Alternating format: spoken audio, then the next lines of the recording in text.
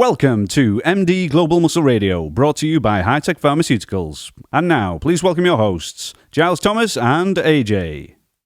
And welcome to MD Global Muscle Radio podcast, the very first episode for muscular development here at the Pump Media Studios with Chris Clark, our producer, brought to you by High-Tech Pharmaceuticals. And I am joined all the way, fresh from Norway, AJ, the forum legend. AJ, thank you so much for coming, mate. This is a moment I never thought would I would ever see. 4 hours ago, I thought this wasn't going to happen. Remember, there's been a lot of crazy things, with me, an MD. I've been banned.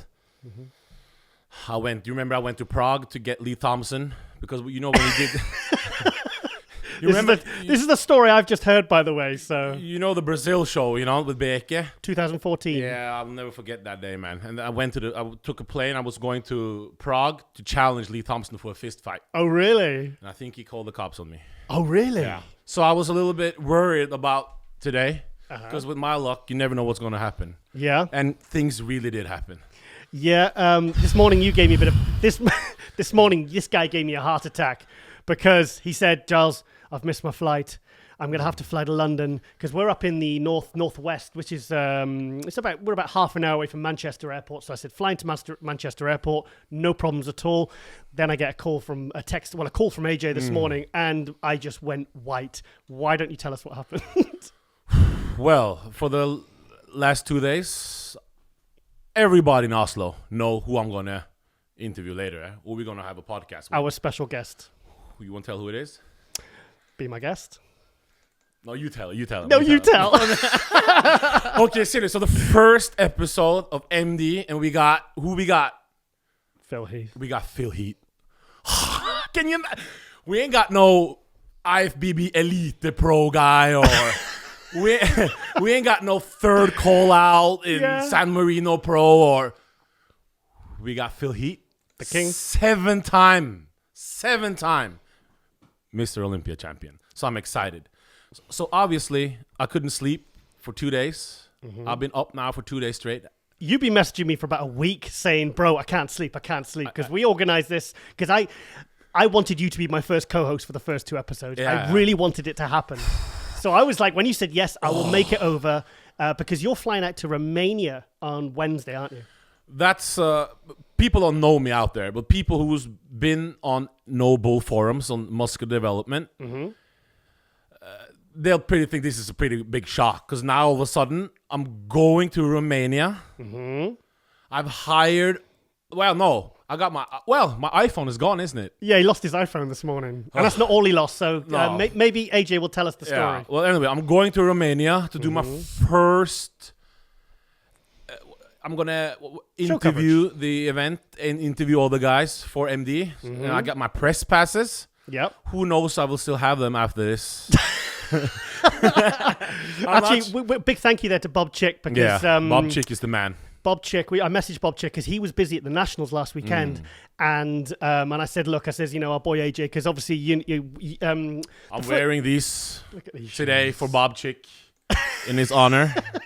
He's like a father figure to me, so we got the same. When it comes to shoes, it's Bob Chick is a role model. I think the word we're looking for is swag. He's got more than swag. How long has he been He's been the athletes rep. Athletes rep, yeah. He's been longer athletes rep than Mugabe was the dictator. Mugabe. He got no elections. Yeah. He got no. And when I asked him about it on the forums, you know what he said? He said NWO for life. For people who don't know, that's like a Hulk Hogan. It's like a mafia wrestling gimmick. Okay. Yeah. So he's going all in. Okay. So I'm going to Romania to cover the event. Fantastic. So for MD, be sure to check in. I'm going to get all the bikini girls, all the women's physique, backstage, hotel room footage. Brilliant. Hotel room footage. Hotel room footage. I'm promoting Dobromir Delev. Dobry Delev, yeah, from Bulgaria. Bulgaria. I'm looking for him to win the show. Okay. I got Jeff Beckham in the open. It's my favorite. So Dobry's doing the 212, not the open, because you said to me earlier on he was weighing 220. And he was asking you if he should do the 212 or the open. Can you imagine? He's asking me of all people. He should. Well. He's asking me, but I think he should do the 212. 212, yeah. He's a fantastic 212. Yeah. Okay, so let's talk about this morning, because I feel like I've been on a bit of an adventure with you today. I feel like it's been a hell of a day, and it's only like 2-3 o'clock already. So on the way to the airport, I'm already late. Yeah, I haven't slept for 2 days. I've been watching Phil Heath motivational videos. You know those Nick Vision video or whatever it's called. You know yeah. Nick Vision motivation. I use them in my Muscle News Weekly show. And at home I got those dumbbells I use for shoulder presses in my living room. And you know the 3D. You know when he does that swagger walk.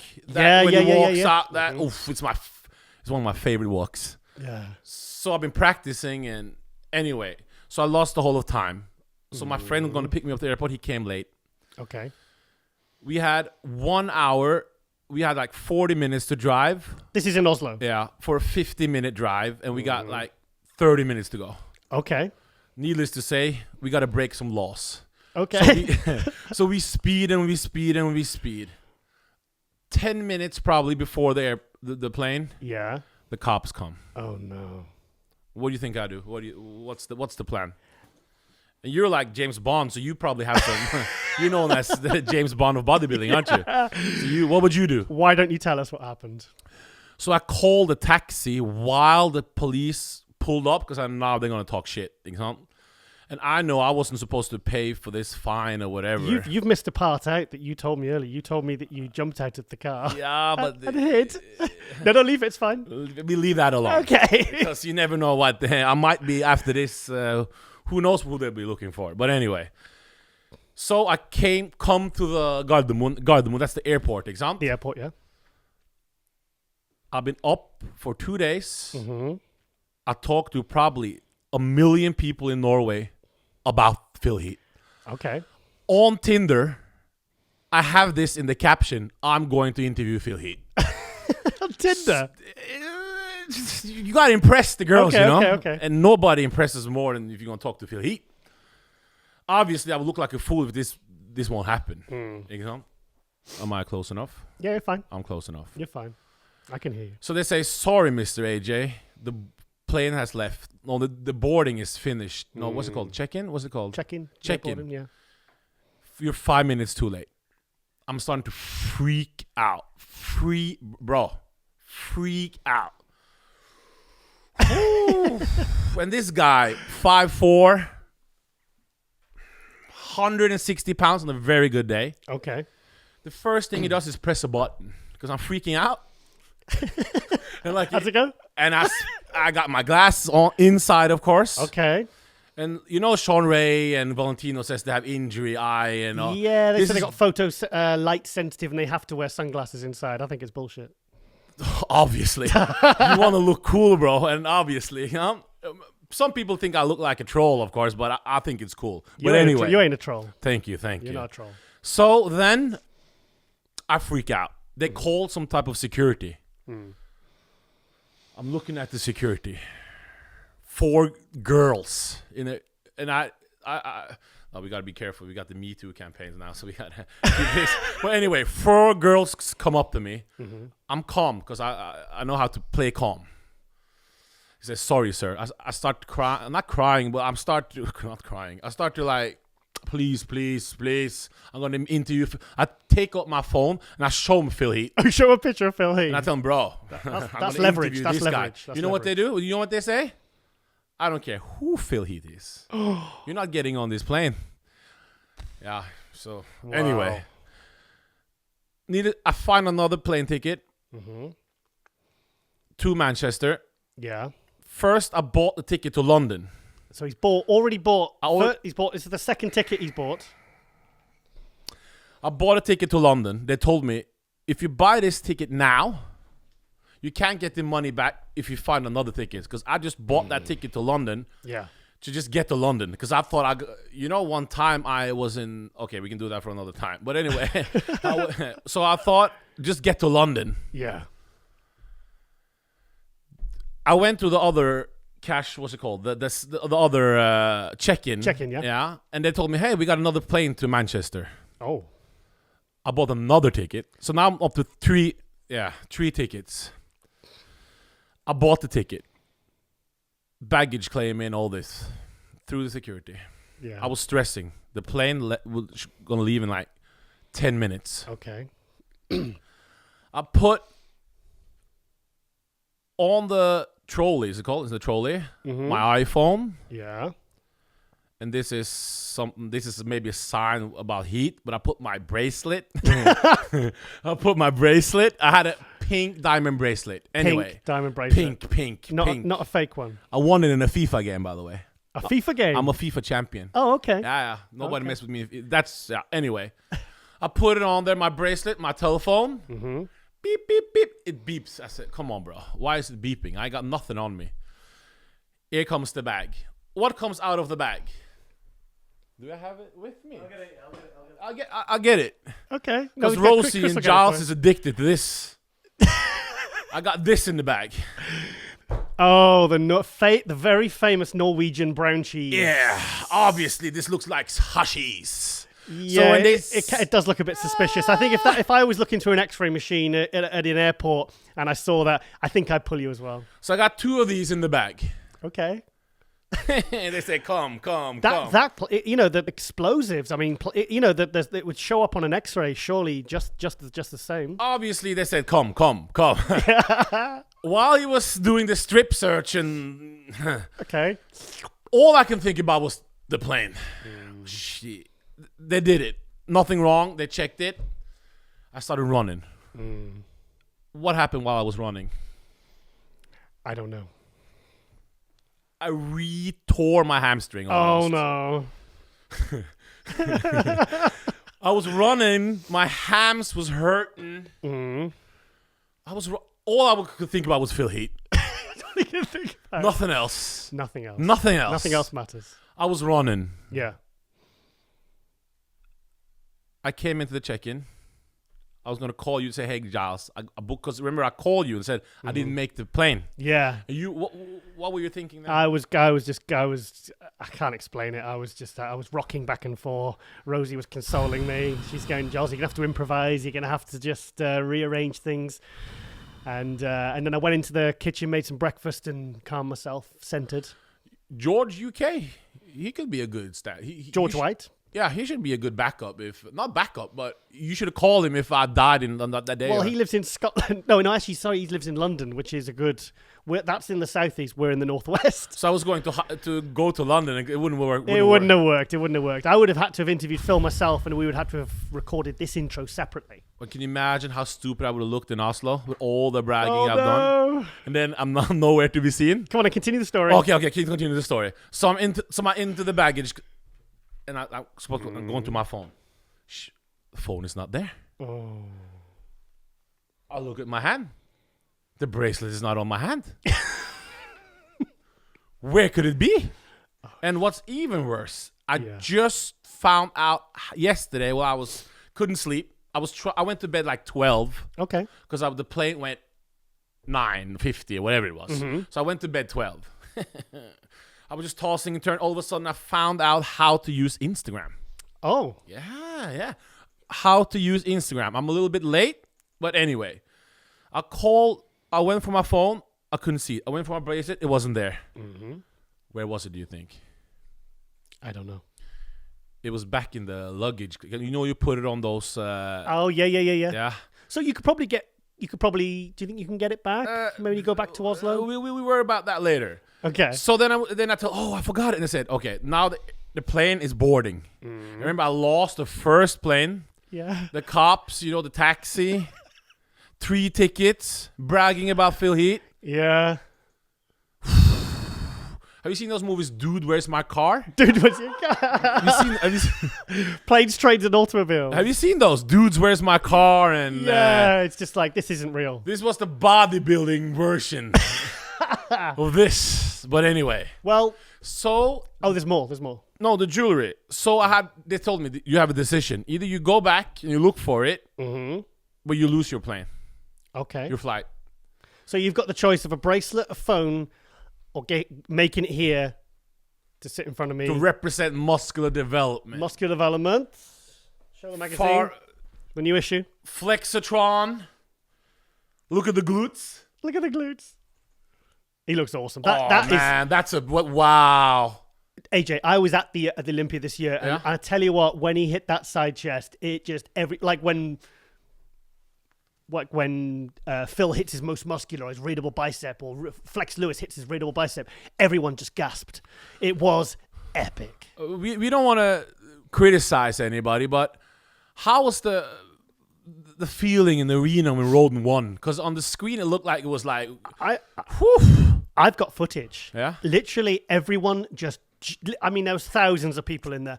Everyone just literally, because Bob Chick said, okay, then the next name I will announce will be the winner. So, of course, like Phil, they both stood there with their hands on their hips, you know, and their eyes are shut. And all of a sudden, then Bob Chick says, and then as soon as he said the word new, the place, I mean, I'm getting shivers. I'm getting shivers talking about it. The whole place exploded. Everyone jumped, and and then they had AC/DC music, devil music. I'm not supporting that AC/DC. Yeah, and it literally, the place just exploded and erupted, and then Phil looked kind of like shocked, and even though he'd been prepared for it, because I think Hanny said to him after the first day, look, he went to his hotel room after the prejudging and said, look, you've got to fight, it's close. So I think he was kind of prepared for it, but yeah, it was. I mean, it's nothing against Phil. It's just the fact it was the excitement of a new champion. I think because last year, Sean Roden, I didn't even have AJ. I didn't even have Sean Roden fifth last year. I had him 8th place, so he was on no one's radar before the Olympia. It was all Ramy, Bonac, Dexter. In fact, I think everyone thought Phil was just going to win it again easily. No one saw Sean Roden on the horizon this year. No one did. So for him to walk out at prejudging, looking the way he did, it was exciting. Well, some people saw it because his team is it Psycho Fitness? Is it the Psycho Fitness trainer? Yeah. Fantastic trainer. You seen their intense? Have you seen their chemistry? I've seen a lot of the drop sets where they're doing the T-bar rows and he's pulling the plates off, and it's really like he kicks his ass. And he went all in. He went and got that French classic competitor. I don't remember his name right now, but training with them. Oh, is it Stanimal? Yeah. Yeah, Stanimal guy. Is that Stanimal? Yeah. So working with him. Injury free. Roden's been injured for like 2 years now. Yeah, see, I didn't realize something. The year before, Roden, I didn't realize he'd broken his jaw, and he said he was having to blend all his food. Now, I think that's a real testament to his balls. The fact that the guy still went through with the Olympia. I mean, he took 5th at the Olympia last year. I personally had him 8th the year before. He took 3rd at the Arnold Europe. And he's, he came in with a lot against him. So this year, obviously, he had no restrictions. So we got to see the best version of Sean Roden. Because Sean Roden came 3rd in 2012, if you remember. Who? Sean Roden came 3rd at the Olympia. But it was 2015 where he got 3rd. Yes, Dexter was 2nd. But most people had Roden in 2nd place. And some people even challenged. Wasn't it 2015? 2015, Dexter was 2nd, so probably Sean was 3rd there. Sean Roden was 2nd in 2016 because I was at that Olympia. Yeah. I was at that Olympia, yeah. Yeah. Well, the kind of little bit with Heath and the way they cheered, and you said it's just because a new champion. When you look at the boards, that's a pretty people really tell how they feel. Yeah. The Muscular Development Forum.com, by the way. If you want to log in, guys, give your opinion, have discussions with Sean Ray, Bob Ciccarello, Peter McGough, you, Mr. How do you pronounce that Welsh name that I thought was an Arabic name, but it's really a Welsh name? Davey. You can discuss training. Bowden, he does the training journals, yeah. That's a good training journal, bro. Have you seen it? It's pretty good. Yep.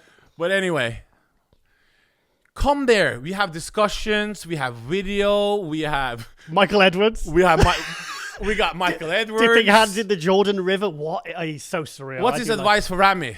to put his hand in the dip his hand in the Jordan River and he'll something. Yeah, he's very surreal, but he's very, very funny, very consistent. Many great posters there. Lot of characters. We'll name drop some more later, but we can't do it all at once. But come there, guys. Come, please. Enjoy. Don't be a lurker, because I was saying to you earlier on, I joined. I've got like a 22,000 post count. I joined the forum in 2008.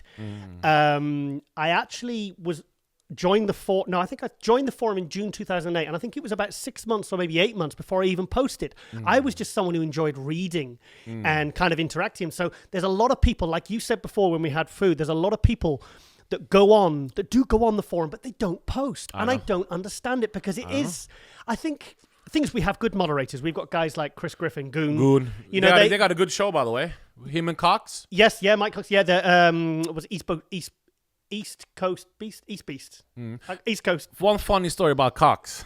Okay. Remember he turned. This is Mike Cox, COX, by the way. Remember he turned down this Denise Massimo. You know Denise Massimo. It's Massimo. Yeah. Yeah, you know her. Well, not personally, but I know. She got some nice erotic content out on. I know of her work. Yes, you do, huh? Well, Cox definitely knows of her work. Okay. And she invited him over for something, and he chickened out. No. After all that talking, he chickened out. Yeah. What were you talking about again? She got me confused now. You're thinking about Denise Massino. Yeah. You got me thinking. I actually met Denise Massino at the 2001 Olympia, and she had a trade stand at the Olympia, and she was selling like how can I say, the magazines of certain nature. Yeah. And I was like a fan buying up everything of all the bodybuilders.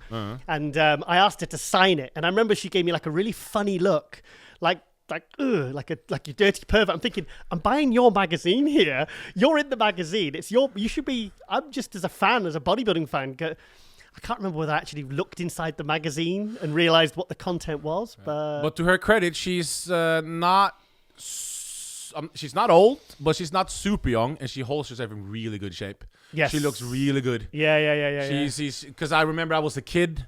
I was looking through the magazine with Denise Massey. Woo! And she's still a beautiful woman. So congrats to her. She's a very, very beautiful woman. But anyway, what were we talking about? We were talking about. What were we talking about? Sean Roden. Sean Roden. Let's talk about Sean Roden. No, it was something else. Phil Heath. Phil Heath. Yeah. Oh yeah, you're talking about Phil Heath on the boards. Yeah. We can just say it. This is not what I feel, because I'm so excited to talk to Heath. I don't know what to say, but I like Phil. I like the guy. He's always been very, very kind, very gracious, very respectful. He messaged me after the Olympia a few times because and just reached out to me, and he was very, very. He's a very polite, respectful guy. In fact, I sat with him in. Let me tell you a quick story. In 2014, I was out at FIBO working for. That's when I started with RCSS, Ronnie Coleman's supplement company at the time, and all the guys, because I just not been long diagnosed with diabetes, so I was trying to kind of get to grips with it. We were on the trade stand working all day, and then at the end of the day, Ronnie and everyone says, "Giles, you come into the gym." And I was feeling really rough. I wasn't feeling good. So I says, "No, guys, you go back. You go to the gym. I'm going to get some food and I get some sleep," because I wasn't feeling too. I was feeling a bit, a bit ropey. So I went to the hotel restaurant and I was there with my food. And all of a sudden, Jay Cutler stood right next to me. And Jay says, in fact, at the time, I just actually left MD. And King Cutler, as I like to call him. King Cutler. And I just started working for Flex Magazine. And Jay had just been signed by Flex Magazine as well. So Jay says, "Hey, Giles, I said, well, no, Ronnie and the guys are gone training. I'm just going to get some food." And he said, come and sit with me and Phil. So I kind of looked over and I went, okay. So I got You had beef with Phil before? No, none at all.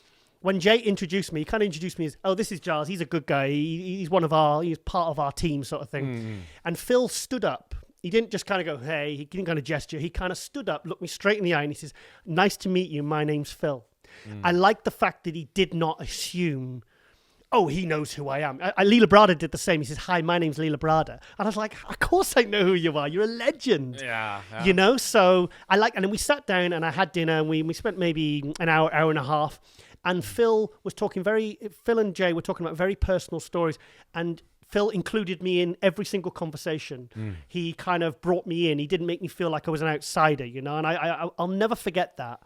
And I got a really good vibe from him. It was funny because I was trying to do my insulin under the table, and he thought probably it was something else. Huh? I was clicking the pen. On the Boston Lloyd and he comes thing, over and he says, "Hey, whoa, Giles, what are you doing?" And I said, "Oh, it's just." I said, "It's insulin, Phil. Do you want some?"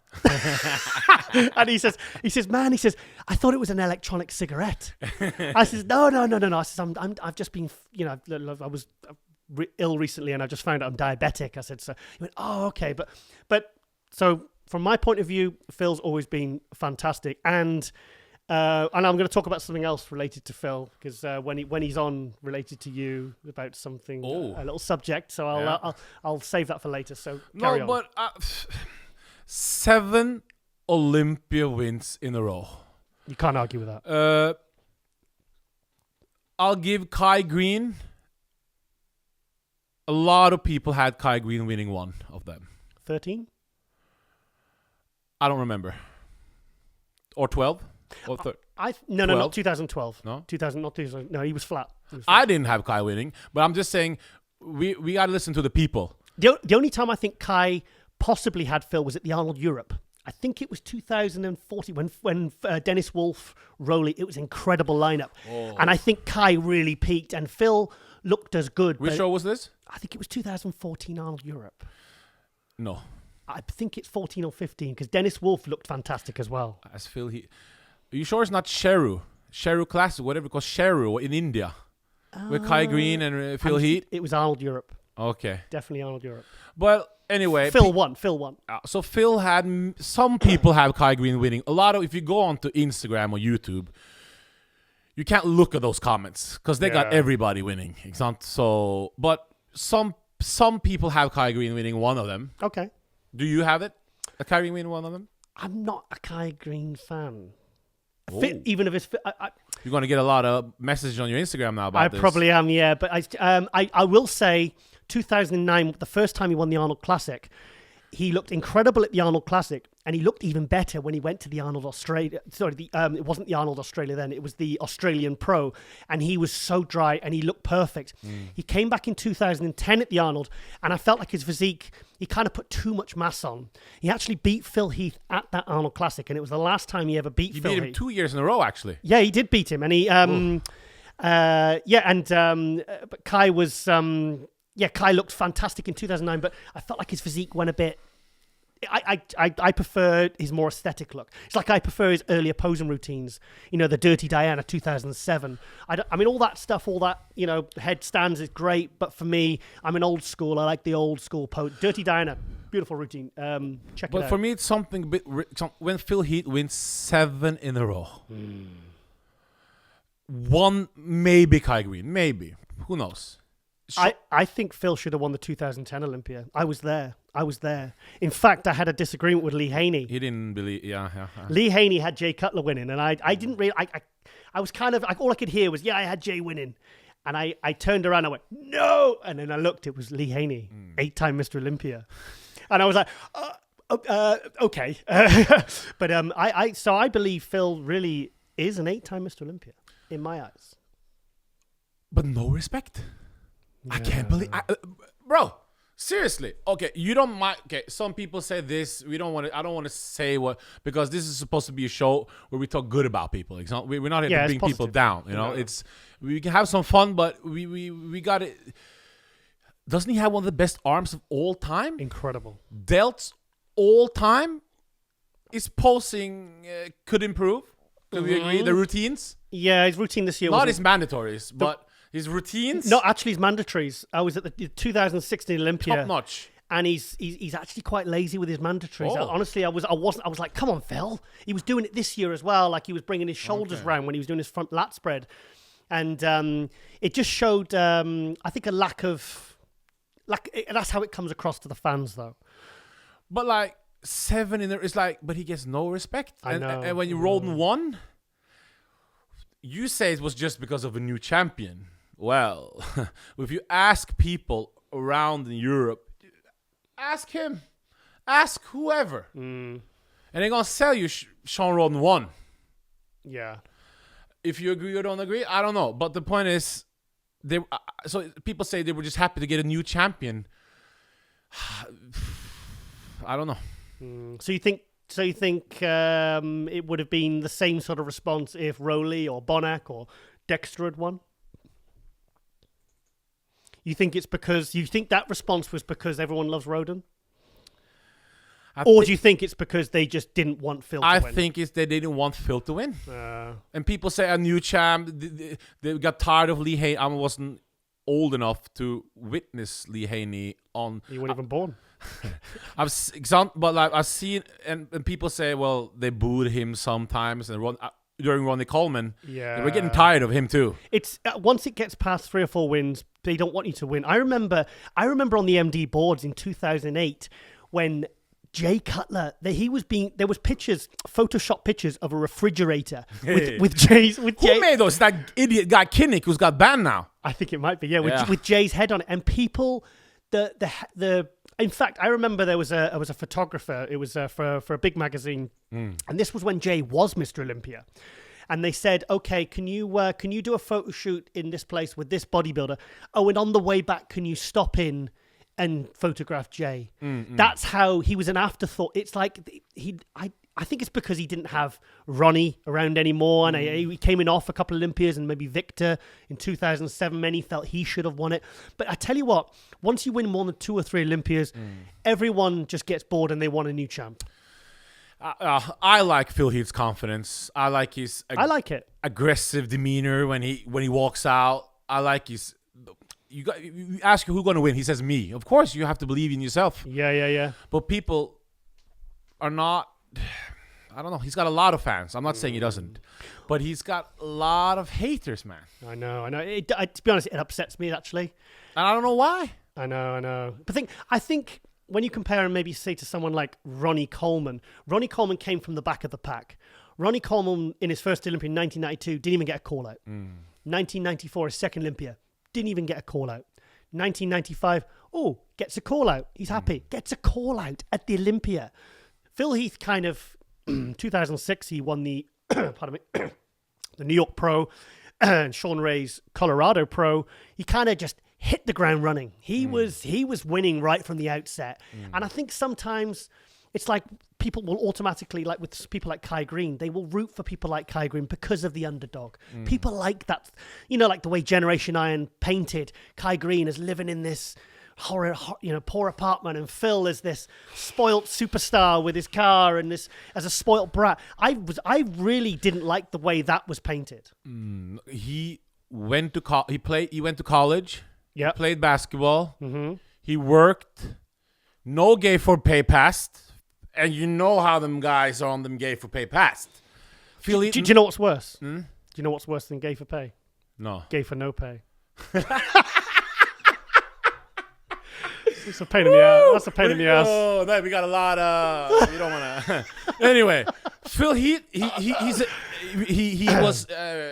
I think he was a stepdad at a very young age. He took care of his former... He's a good role model, man. He's also involved in autism awareness. Yeah. He does a lot of work for a charity, but he's the sort of person, he doesn't actually talk about it. And he's someone that maybe... Because I remember a lot in Flex Magazine, MD Magazine in the 90s, a lot of the pros would do stuff for charity, but they would be seen. They would be very much be seen. They were very publicized. Phil does kind of this all behind the scenes. And I think sometimes people don't give him the credit he deserves because I don't know why.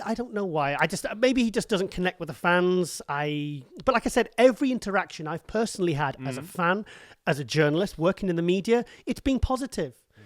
I just think we as bodybuilding fans, the real true fans around the world have to realize that open bodybuilding is getting attacked by the regular media. It's like looked down upon sometimes. They're ugly. We that know it's the best class. We have to. It's still the big draw. You have to like give even if you don't like his personality. You have to give respect 7 times, Giles. Yeah. Just imagine being the best. Wow. You've been quite vocal on the forums about how obviously everyone's been going crazy for the classic class, and and many feel it's taken a bit of a shine away from the open. But still, I've been to the last 2 Olympias, and the crowd is a tenth for the classic that it is for the open. The people still turn up for the open. If the open was, of course. if they say scrap the open class, one Olympia, there would be 10% of the people there. Let me say you were now I like to call them the higher ups. Yeah. I put that picture of George Bush, Yeah.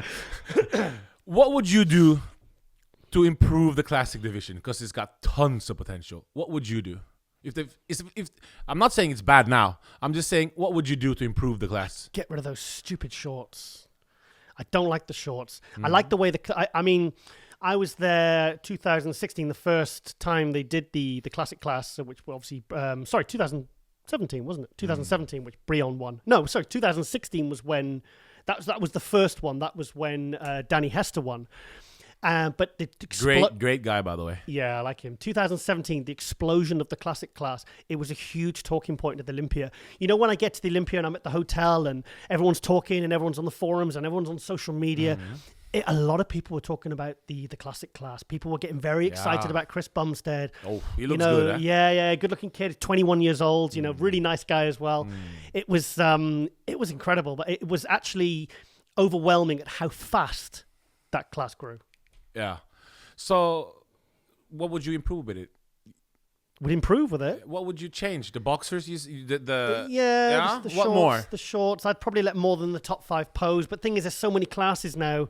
It's like at the Olympia, there was only the top 10 guys posing. I mean, I want to see everyone pose at the Olympia. And I want money, bro. Increased prize money in that class. What? No. I would rather see that money go to the 212s. You need more money for every division. Well, I think it's wrong that first place Mr. Olympia Open should get $4,000. First place... You're the best in the world, man. First place 212 gets $40,000. Are you telling me that Flex Lewis is worth a tenth of the prestige of the Open class? Where would you have Flex Lewis finishing this year's Olympia, the way he looked? 4th place. I think he'd have beaten Bonac. Seriously? He'd have beaten Bonac. He wouldn't have beat Rowley, I don't think, because purely on size. But the way Flex Lewis looked this year... He looked fantastic. It completely blew my mind. He did. I don't think Hadi would have beaten him. Hadi wouldn't have beaten him. I mean, I know everyone's big on the Hadi Chupin. I saw Hadi Chupin at the San Marino, don't forget. I was one of the few to see him in the flesh as an open competitor at around 220, 225 maybe, comfortably beating Brandon Curry. Very, very... Cedric McMillan won that one. Many people at the show had Hadi winning that. I think Hadi should go open. I honestly think he should go open class, and if he can't get to America, go and win open shows around the world. And didn't he have a problem going to Japan as well last week? I saw something. I'm not sure because I know his name was down on the list. Because he's got... Okay. Where would he place in the open? If he's on? Open? Oh God! Oh, I think he'd have been What you mean this year's Olympia? Yeah, I think he'd have been battling out with Brandon Curry. Brandon looked fantastic this year. He looked absolutely sensational. Greatly improved. Yeah, he looked. When you see the videos of Brandon Curry in the lead up, you see him guest posing and they're big and full and freaking. You think, he's probably going to lose that when he gets to the Olympia. He came out of the Olympia, he was so full and round. But the thing with Brandon is, he's still like 2 physiques put together. But Brandon has to be the most improved bodybuilder over the last 4 years with Bonac almost, huh? Yes, but remember him in 2012 and 2013, and now. Ooh. Oh yeah. He was. I remember 2016 Olympia at the press conference, and Bob Chick kind of interviewed Brandon Curry last, and Brandon was almost just saying, "Well, I'm just happy to be here." And then the next year he's coming in, he's getting first call out at the Olympia. He went to Oxygen Gin, huh? He went to Q8, yeah. And I don't think it's all. Well, other people can talk about this, but when you have, how many kids does he have? 4.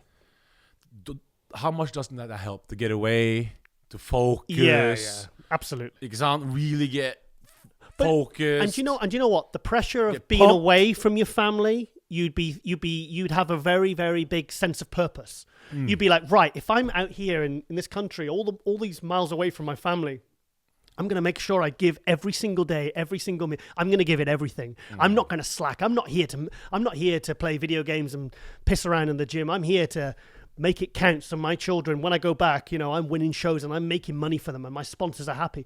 Because a lot of times with big sponsors, any prize money a competitor makes, the sponsor will match it.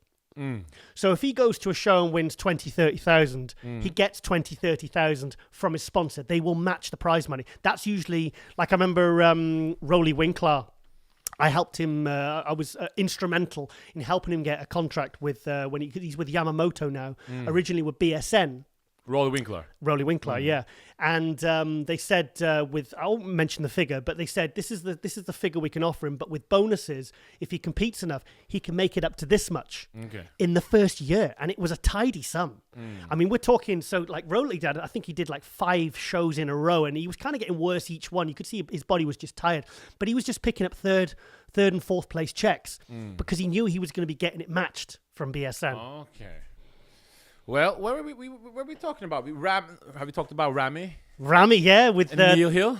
The big news, yeah. But how's that going to work, though? Is he going to coach him via Skype? How are they going to do it? It's the way that Neil Hill and Flex Lewis work. Because before Neil moved to Florida, Neil lives in Florida now, and I believe he moved maybe a year ago. But before that, he was in Wales and he was out in India. He's been prepping Flex. They can do it by phone. They can do it by Skype. They do check-in pitches in the same light in the same area. So Ramy, he's got potential to win, huh? Of course. What, to win the Olympia? Yeah, he's got potential to win the Olympia. Of course. In what way? His physique. You think his physique he could win the Olympia? He's got the potential to win, yeah? Well, I'm excited because when I knew he was pulling away from Kuwait, I was hoping he was either going to work with Neil Hill or Patrick Tour from Switzerland. Those were the 2 coaches I thought I know them personally. I know, you see, it's not just about peaking someone like Ramy. It's about adjusting that physique of his. Bring the quads down, bring the hamstrings up, give him training packages. Like Flex Lewis, there's a physique that has been planned out meticulously. It's a beautiful, flowing, top to toe, side to side. Everything flips. It's beautiful. Art. I call you English, man, even though you're Wales. We from Norway, we don't know the difference between Wales and England, and it's just like, who knows? But what were you thinking when Flex Lewis was coming and looking great, and he was losing to Kevin English? Oh, the early years? I know. What was that about? But you know what? I saw Kevin English at the 2010 Olympia, and I tell you what, in photos you can pull that guy to pieces, but I tell you what, in the flesh, you got to be there, huh? He's a freak, mate. Honestly, he looked like he outsized everyone by 20, 30 pounds. In fact, Dave Henry's only about 190 on stage. Kevin English was probably heavier than 202. He was probably more like 210, 215 by the time he carved up. I think he was one of those guys that really fills out when he carves up. But he was gigantic. So Flex Lewis is the second best British bodybuilder of all time? Oh, after Dorian? Yeah. Yeah. I mean, I'm very proud of Flex Lewis because of what he achieved. Because last year, obviously with Dallas McCarver dying. That was sad. Very sad, by the way. That was 4 weeks out from the Olympia. It must have been hard for him to do the prep then, huh? He said horrible. He said him and Josh Lenarto, because Josh Lenartowicz from... You haven't seen Josh since? He's coming back, but he had to take last year off because I interviewed Josh at the Olympia last year, and he was... because he was going to do all the post-Olympia shows. And he said, I said, so what are you going to do after the Olympia? He says, I'm going home. He says, I'm going home. He says, I wanted to do the Olympia because I committed to it. He took 9th place. He didn't look as good as I think we all expected because I saw him in Tampa last year and he looked phenomenal. And he says, I just want to go home. He says, I just want to... He says, he was actually on the stand with some of Dallas's family. They were actually on his booth. Josh. Yeah, was signing autographs. Oh, he looks... Yeah, he always comes off very good in interviews. Very family-oriented, Josh. Lovely guy. Hard worker. Lovely guy. Very good guy. I hope he comes back with a bang. Yeah. I'd like to see it. Yeah, because I think... The thing is with this sport, there's so many shows now as well. It's easy to go off the radar very fast. Like you can think about I mean, I was looking back through all the episodes of my show Muscle News Weekly, only back of like say June, April, and it's funny the shows that were going on then. There's names there that we were all talking about that I've kind of forgotten about because there's give me two names. Sasan Harati. Oh, Gerald Williams. You were in love with Sasan for a while. I'm in love with Sasan. Remember that? You remember you were? No, that's Michael Edwards. No, you got Sasan, and you got who else? You got we got your guy Gerald Williams. Gerald Williams, yeah, good friend of mine, yeah. There's somebody else you were hyping a lot over there. No, but Sasan, he's been a little bit missing, isn't he? Well, he's looking good. He's a very quiet guy. He's a very hard worker. He's someone that is very much. He's going to be the breakthrough athlete that I think like Nathan Diasha was in 2016. Okay. Because Nathan Diasha, I interviewed Nathan Diasha. That's a freak. Nathan won. Great looking. Nathan, do you know what? 2013 UKBF British Finals. Ricardo Correa wins the overall. And I was there with, it was Ricardo's coach at the time, a guy called Nathan Harmon. He was prepping him. And Nathan Diasha was there watching. And I took a picture and I watermarked it, with the MD logo. And I said, and I put it on the MD boards and I said, that's next year's overall British finals champion. He's going to be the next pro. Turns up the next year, he was, I think it was 106 kilos a week out, and they dropped 7 kilos in a week. He came in as a heavyweight. He told me he was a heavyweight at the show, and his face was, I know you could say he was in shape. I was like, no way is he going to be a heavyweight. He won it. I interviewed him backstage. In fact, I remember seeing when Ricardo pulled off Nathan Diasha's top because he was helping him pump up. And everyone was there, get ready, getting pumped. Everyone, they took his top off and everyone's face just dropped. You could see Sasan just deflate. Speaking of Ricardo, he's in Dubai. He's actually in Portugal at the moment. He's visiting family, but he has gone back to Dubai because he moved out to Dubai last year doing personal training, doing very, very well with his personal training. Same as the other Swedish-born Samir Trudi. He went also to Dubai.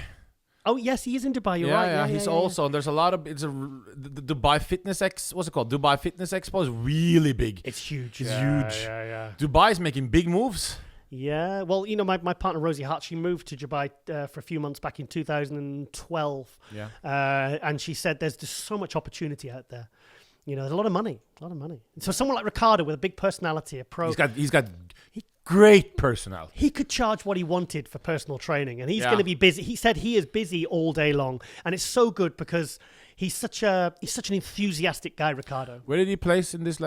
He was ninth place this year. He was 10th place last year, but he looked... Moved one place up, eh? He looked fantastic this year. Dwayne Comida got 10th. Dwayne Comida, 10th place. Do you remember what he did at the press conference when it was all... Yeah. Oh, Bob Cheek was like, and he's trolling with Lunsford on Instagram, going hard. Yeah. They bit as well. I like Dwayne though. He's playing a bit of a game there, a bit of a dangerous game. I think he's actually ex-Navy, isn't he? Ex-Marine.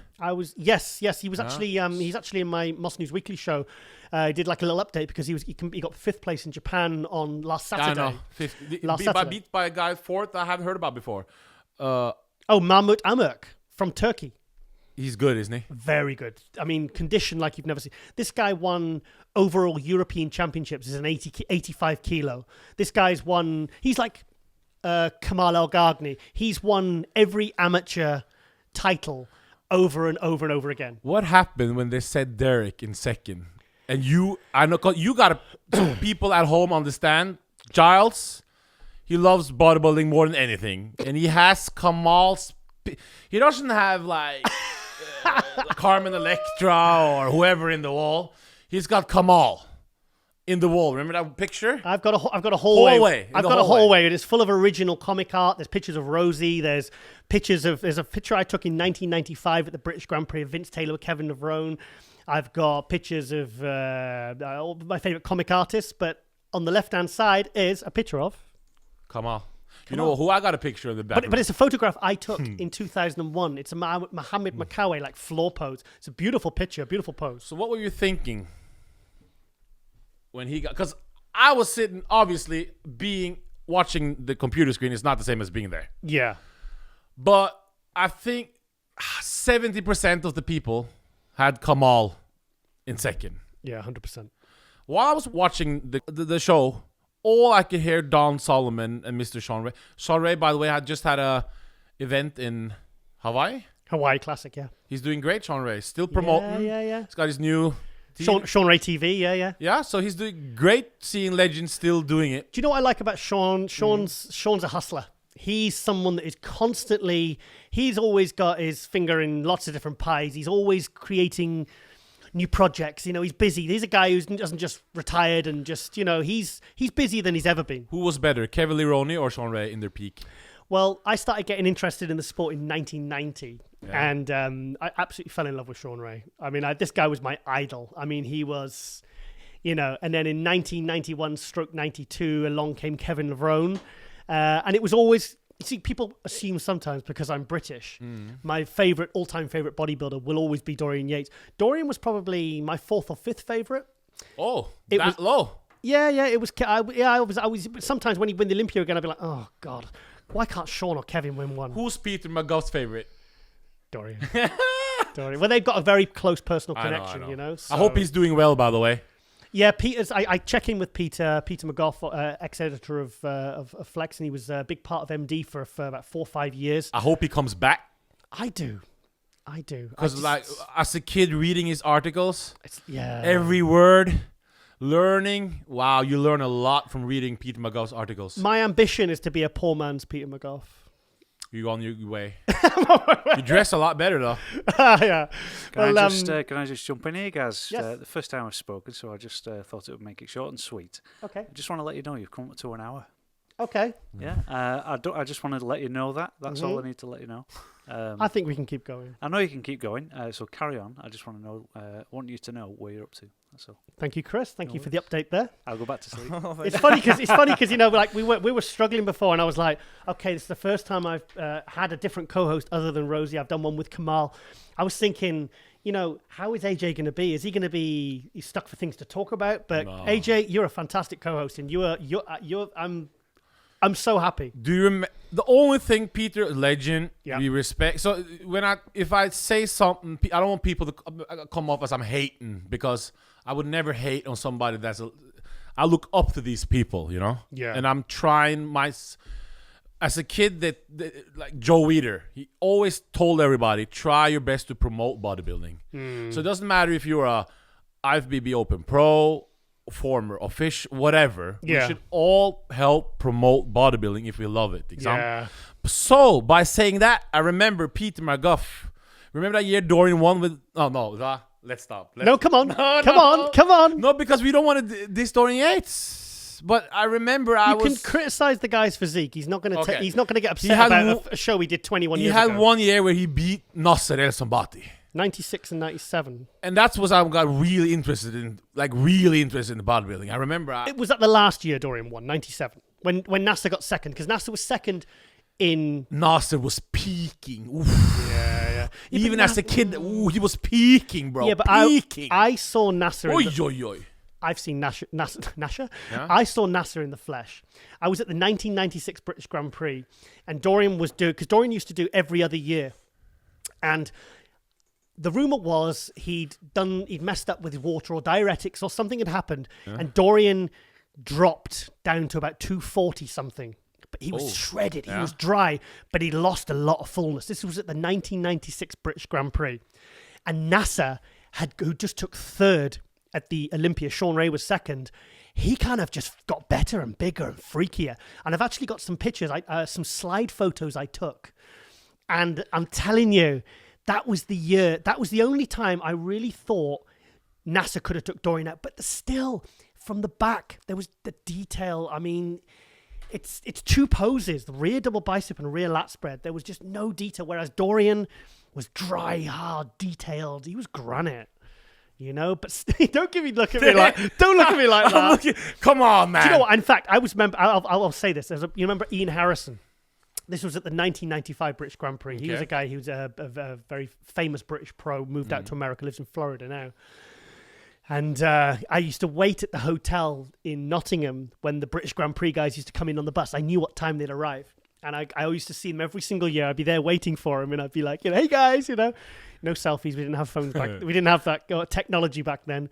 And I sat down with Ian Harrison. I was sat with not Chris Cormier. There was Kevin Navrone, Vince Taylor. I was sat with them all, and I said, because these days we had no internet, we didn't know.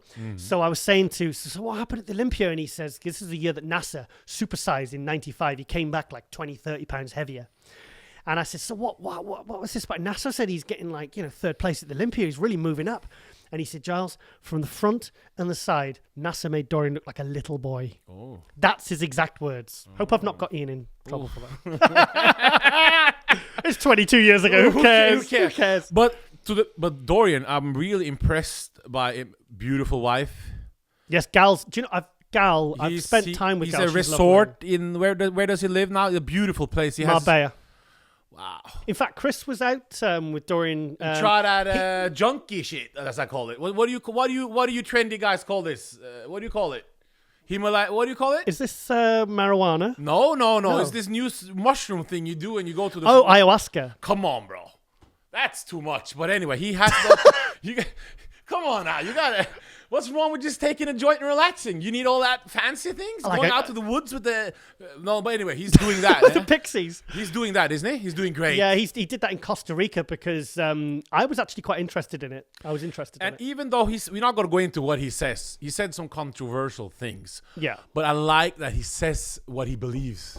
To me, I always like a person who tells me what it is than to just like...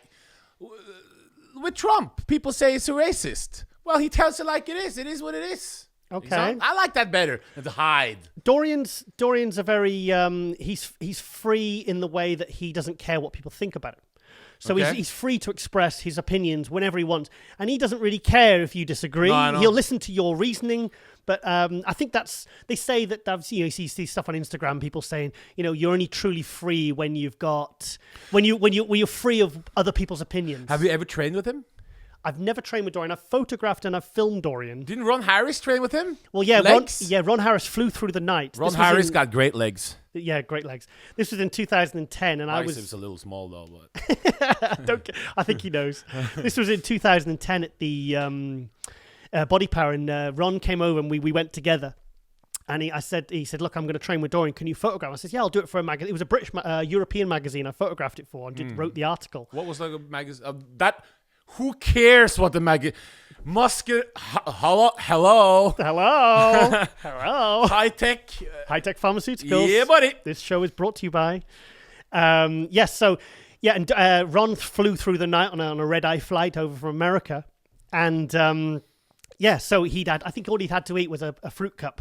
And then he went straight. Basically, I drove and I met Ron Harris. I remember he had I met him at Temple Gym. Trained with Dorian on a little bit fruit and no sleep. So and I tell you what, Dorian absolutely destroyed him. It was. I mean, I was getting shivers. It's like when I filmed and photographed Leroy Davis, and he starts shouting, "Let's get nasty." He started all the stuff that he was screaming at Dorian in the Blood and Guts DVD. Sorry, video. VHS video.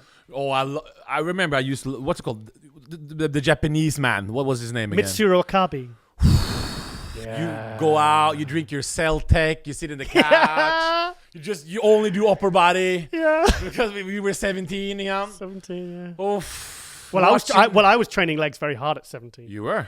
Mm-hmm. That's impressive. I'd have to drive an hour on the bus every Saturday morning for about good 6 years, an hour each way just to train legs every Saturday morning when all my friends were all on the sofa because they'd been partying all night and I'd been in bed sleeping.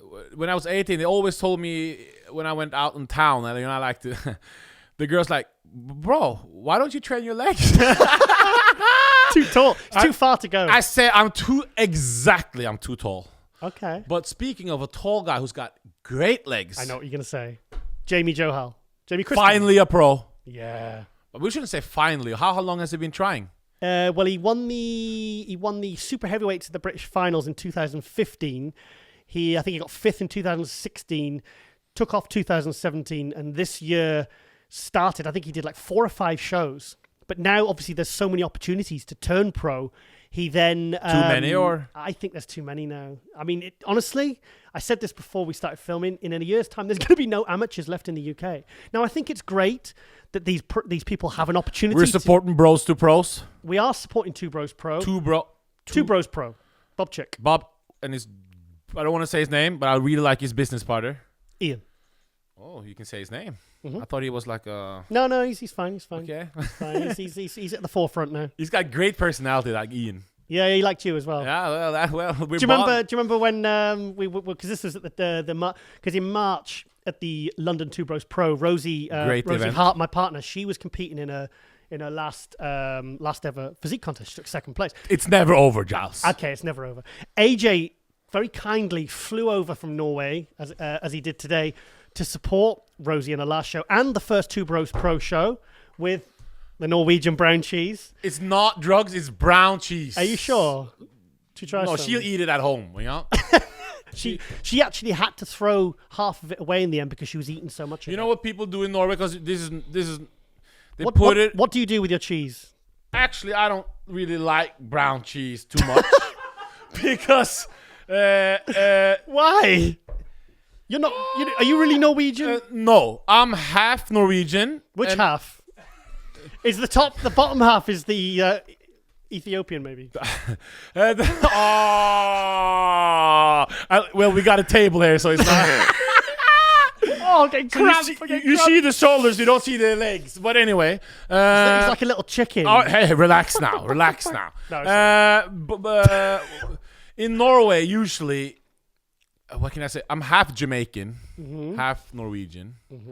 Nathan Diasha, shout out. He's half Jamaican, half Filipino. Is he half Filipino? And I went to school in I didn't know that. And Filipinos, very good people. Hardest working people in the world. Yeah. Who else is it? Sean Roldan is from... Caribbean? He's from Jamaica. Oh, sorry, he's from Jamaica. Sorry. Anyway. Sorry, you're really... Some I'm a little bit mixed. But this, in Norway, they put... Do you know have something called waffles here in England? Yeah, waffles. We have waffles. Put it on waffles and they put like strawberry jam. What's it called? Jello. What's it called? Jam. I can feel my blood sugar raising and not only that, just thinking about and that. to make it even better, they put a little bit butter underneath. Oh, God. And if you real G, you put on sour cream on top. Real G. But it's not really... But you can put this on bread. People eat it on bread. But it's not popular in Norway, really. Okay. In Norway, they don't eat that much of this. It's regular cheese. Well, that's a pretty sturdy-looking block of cheese there for Chris. So Yeah. how long do you think that'll take you to get through, Chris? You can do some... do some side laterals. You could be like AJ was last night when he was pumping up with his dumbbells. Do you know, I've got a friend. You know that swag? You know when he walks out, Phil Heath, and he does the... Yeah. I'm trying to get him to do that when he's on. You know when he does that? Yeah. When he walks out, then it's game on. Have you ever done bench dips in a nightclub toilet? If I've ever done... Have you ever done toilet dips to pump up in a nightclub toilet? This is a serious question. Have you ever been in Italy? Get the mic on your face. Yeah. Have you ever been in Italy as an 18-year-old man? Okay. Watched a Jay Cutler DVD, realized they did use some other things than Celtic. Okay. I went to Italy with two mates because we were into wrestling at the You like your wrestling, don't you? I don't know why people make fun of bodybuilding and wrestling is like hand in hand. Okay. It's muscle, it's charisma. Who's your favorite? Of all time or currently? Because currently it's a little bit for kids, so it's not as cool anymore. Okay. But it's Seth Rollins. People know who he is. Okay. And of all time, you got you can't. It's too many. But okay. yeah. But anyway, what are we talking about? Yeah. I watched a guy called Batista. You heard about Batista? He was in England training with the Undertaker and Dorian Yates and everybody. I've met Batista. You have? And you're not going to like this. I know, he's a dick, isn't he? He was a dick. This was 2005. I was 3 weeks out from a contest. He looked like Ron Harris with the little goatee, by the way. He does. I was 3 weeks out from a contest, and my gym was just one big open room. It was a Saturday morning. I was training legs by myself. I think it was one of my last leg workouts. And I'm training legs and leg extensions, warming up, doing some leg curls. And all of a sudden, I see these two shadows next to me on the rear delt machine. And I was so in the zone, I didn't even notice. All of a sudden, I looked over, Dave Bautista, training with Triple H. Look up. The game. Look up. And who's the guy that, the guy who went crazy and killed his... Chris Benoit. Chris Benoit was there. He's like Lee Thompson in IFB. We don't talk about him anymore. Okay, we don't talk about him anymore. He doesn't exist. And there was a lot of other guys. There was a 2005 SmackDown tour, UK SmackDown tour. Yeah. They'd been in Edinburgh the night before. They were in Newcastle. This was in Newcastle upon Tyne that night, and they were in Birmingham the next night. So anyway, I was training and I waited because I know that Triple H used to MC the Olympia. So I waited till he finished training, because obviously I was waiting till I finished my training. And I went up to him and I said, "Oh, hi." I says, "Hi, Triple H." I says, "Trips, are you..." You said Trips? Yo, Trips. Yeah. And I said, "Are you emceeing the Olympia again this year?" Because he did a good job. He knows everything. He's a big bodybuilder. He's a big bodybuilding fan. And he went, "Oh, yeah." And he went, "Hey," he says, "you're looking in really good shape." And I said, "Yeah, I've got a contest in 3 weeks." So he says, "Show me your abs." So I went like that. So I lifted up and he went... He was impressed. And he says, this is what he said. He says, "Man, he says, guys, he called all the other wrestlers over. He says, gather around. He says, "Look at this guy." He says, "This guy is dialed." That's what he said. He said, "This guy's dialed." Giles is dialed? And you know what? There was one guy that would refuse to come over, and he actually just went like that. Bautista. Dave Bautista. He went like that, and it was like, I just thought, why would you make yourself look like that? You know? So anyway, I think that was pretty much my story. In fact, go on. We saw Bautista on TV. Okay. I just learned Jay Cutler was using a little bit more than Celtic. Who knows? Maybe he's like Mike Ahern. Mike Ahern, if you're listening. Is Mike Ahern a natural? Mike Ahern, if you're listening. No, we'll talk about that later. I'm a real big fan of Michael Ahern. Okay, well, we've got episode 2 tomorrow to film. Correct, because You love him. I like the guy. He's fantastic. Strong. Trains every day, 6 in the morning. Strong. Has many dogs. Loves his dogs. Great man. Great role model. And you know the anti-steroid guys. Ooh, they hate Michael Ahern. Yeah. Oh, I love Michael Ahern. But anyway, so we saw Bautista. Yeah. Saw Jay Cutler. Found out testosterone was made in Iran. I'm 18. I'm in Norway. Okay. I went in high school. Yeah. What do you think I did? What do you think I did? I think maybe you went to Iran and took a 40-foot container of testosterone. So my friend told me... Which you now have in your fridge. Sorry, in your... This is going to be a 2-minute story about how I went them. Okay. He's from Iran, so he said. We saved up. We worked at in a grocery store, so we saved up money for a month. Yeah.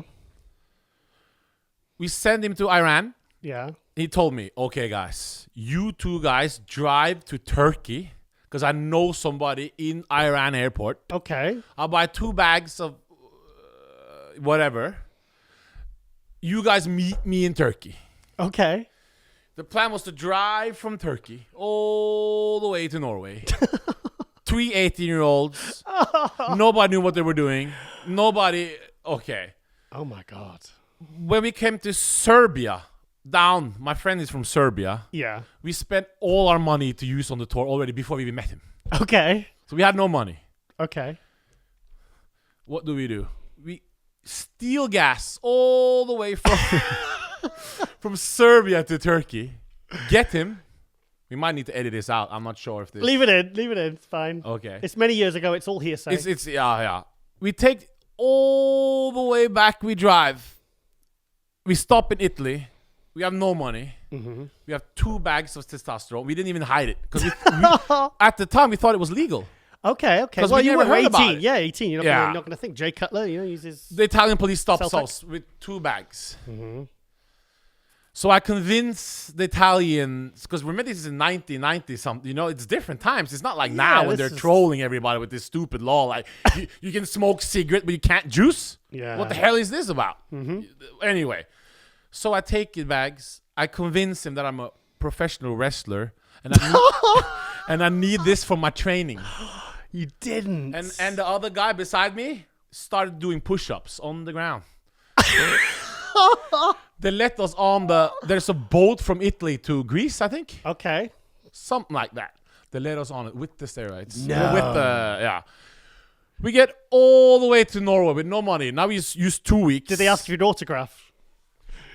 That happens in Thailand. I'm not sure why. But they think I'm a super. I don't know. I have no idea why. But anyway, we come to Norway after a 2 weeks trip. Mm-hmm. What do you think? What do you think happened? I have no idea. We go to the guy, trying to get some quick money now, and it's food oil. Food oil? Oh, no. You mean the guy in Iran, our friend, his family tricked him and gave him oil. Olive oil. Oh, no. So we used 2 weeks, traveled the whole Europe, almost got killed for olive oil, bro. Olive oil? And unlike Dave Palumbo, I'm not selling no. Oh! So I threw it out in there. I'm not like him, bro. Nah, bro. Okay, on to the AJ. Jamie Johal. AJ, I think we're going to wrap up in 5 minutes because we need to take a break because... Then you have to speak a little bit about the girls. You know Betty Allman, MD? You know Betty? Yes, Betty Onia. He loves the girl muscle. Okay. We got to talk a little about something, but we can't leave out the girls. Well, AJ, we've got tomorrow as well because we've been going a long time now, so we need keep to it for tomorrow. Yeah, let's save a few topics. I mean, we've not even touched on some of the topics the notes we made anyway for this. You might want to edit that Dave Palumbo thing out. Just roll with it. Just roll with it. Rolling. Yeah. Okay, so are we ready to wrap up then? I'm born ready. Okay, we need to cut to a break, and then obviously we'll be coming right back with 7-time Mr. Olympia, Phil Heath. Yeah, buddy. Stay tuned. MD Global Muscle Radio is brought to you by High-Tech Pharmaceuticals.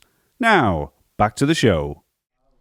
And welcome back to Global Radio, Muscle Radio, with Giles Thomas here. I'm joined with AJ, the legend from the MD forums.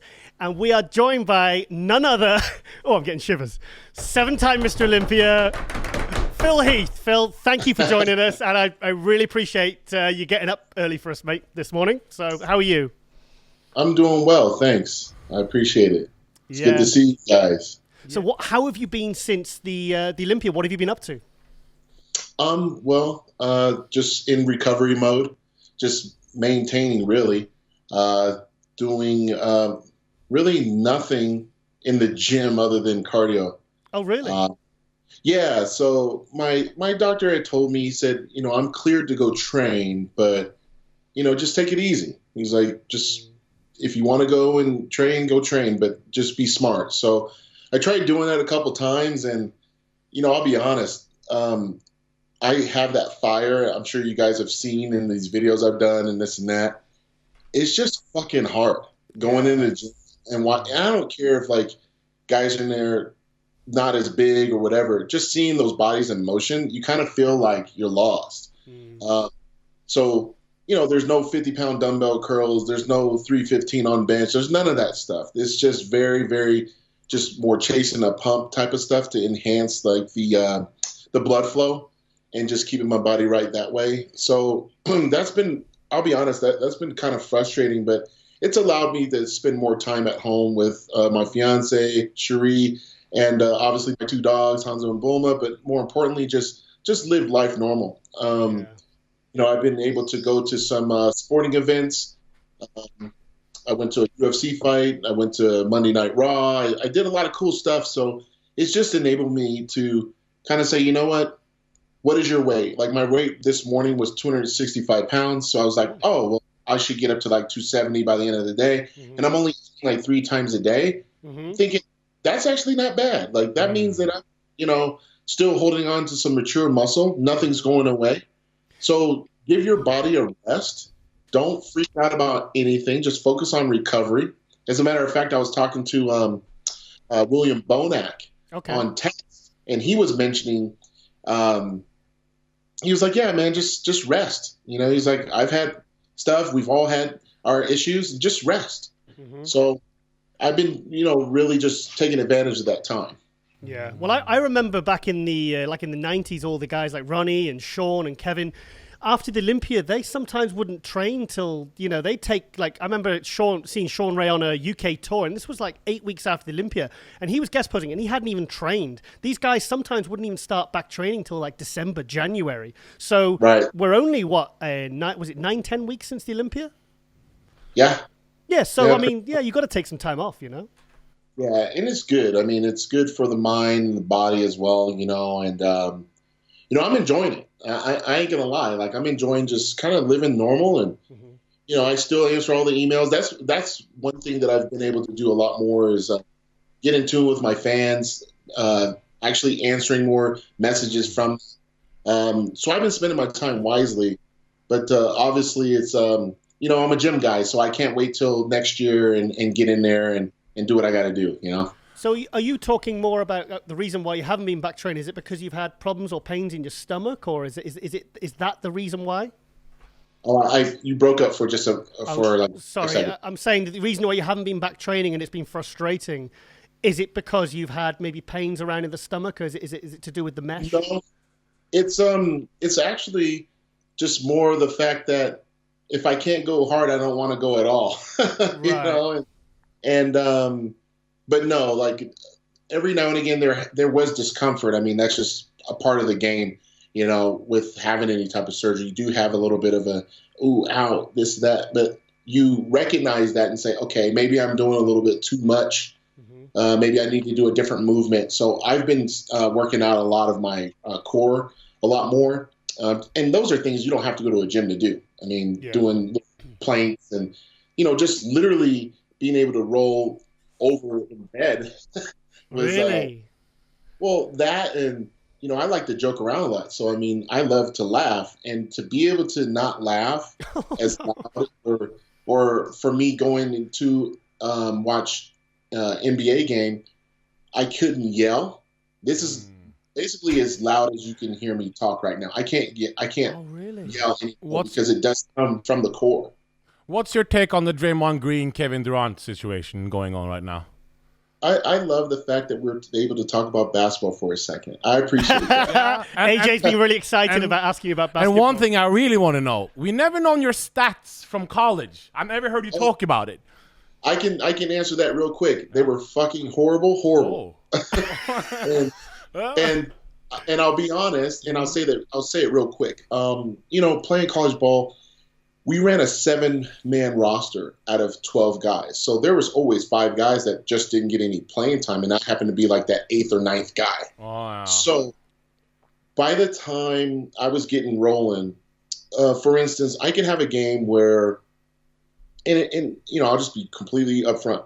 I'll have a game, you score a couple buckets and stuff like that, and then you did your job, and he would just put you back on the bench, and that was your gig. Or your job as being a guard, especially being a point, is to facilitate. So that meant not scoring, playing defense, and making sure you didn't turn the ball over. So primarily that was my job. But I'll be honest. I mean, it was I had a great time being able to see. You played with Jamal Crawford, didn't you?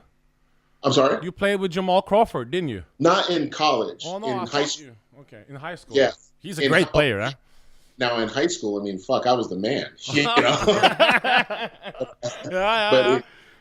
But in college, it was just a different system that I was playing in. And by the time my senior year came around, we had a new coaching staff.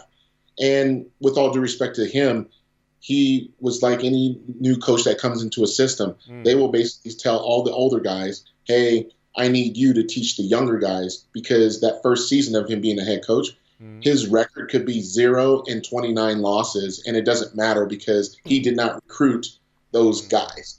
So it's like my senior year, he sat me down and he was like, I would love to play. I'd love to start you. I'm probably going to start you a couple games, but you're not going to start as much as you think. You're not going to play as much as you think. Told you this in advance. Yeah, but I'll be honest with you.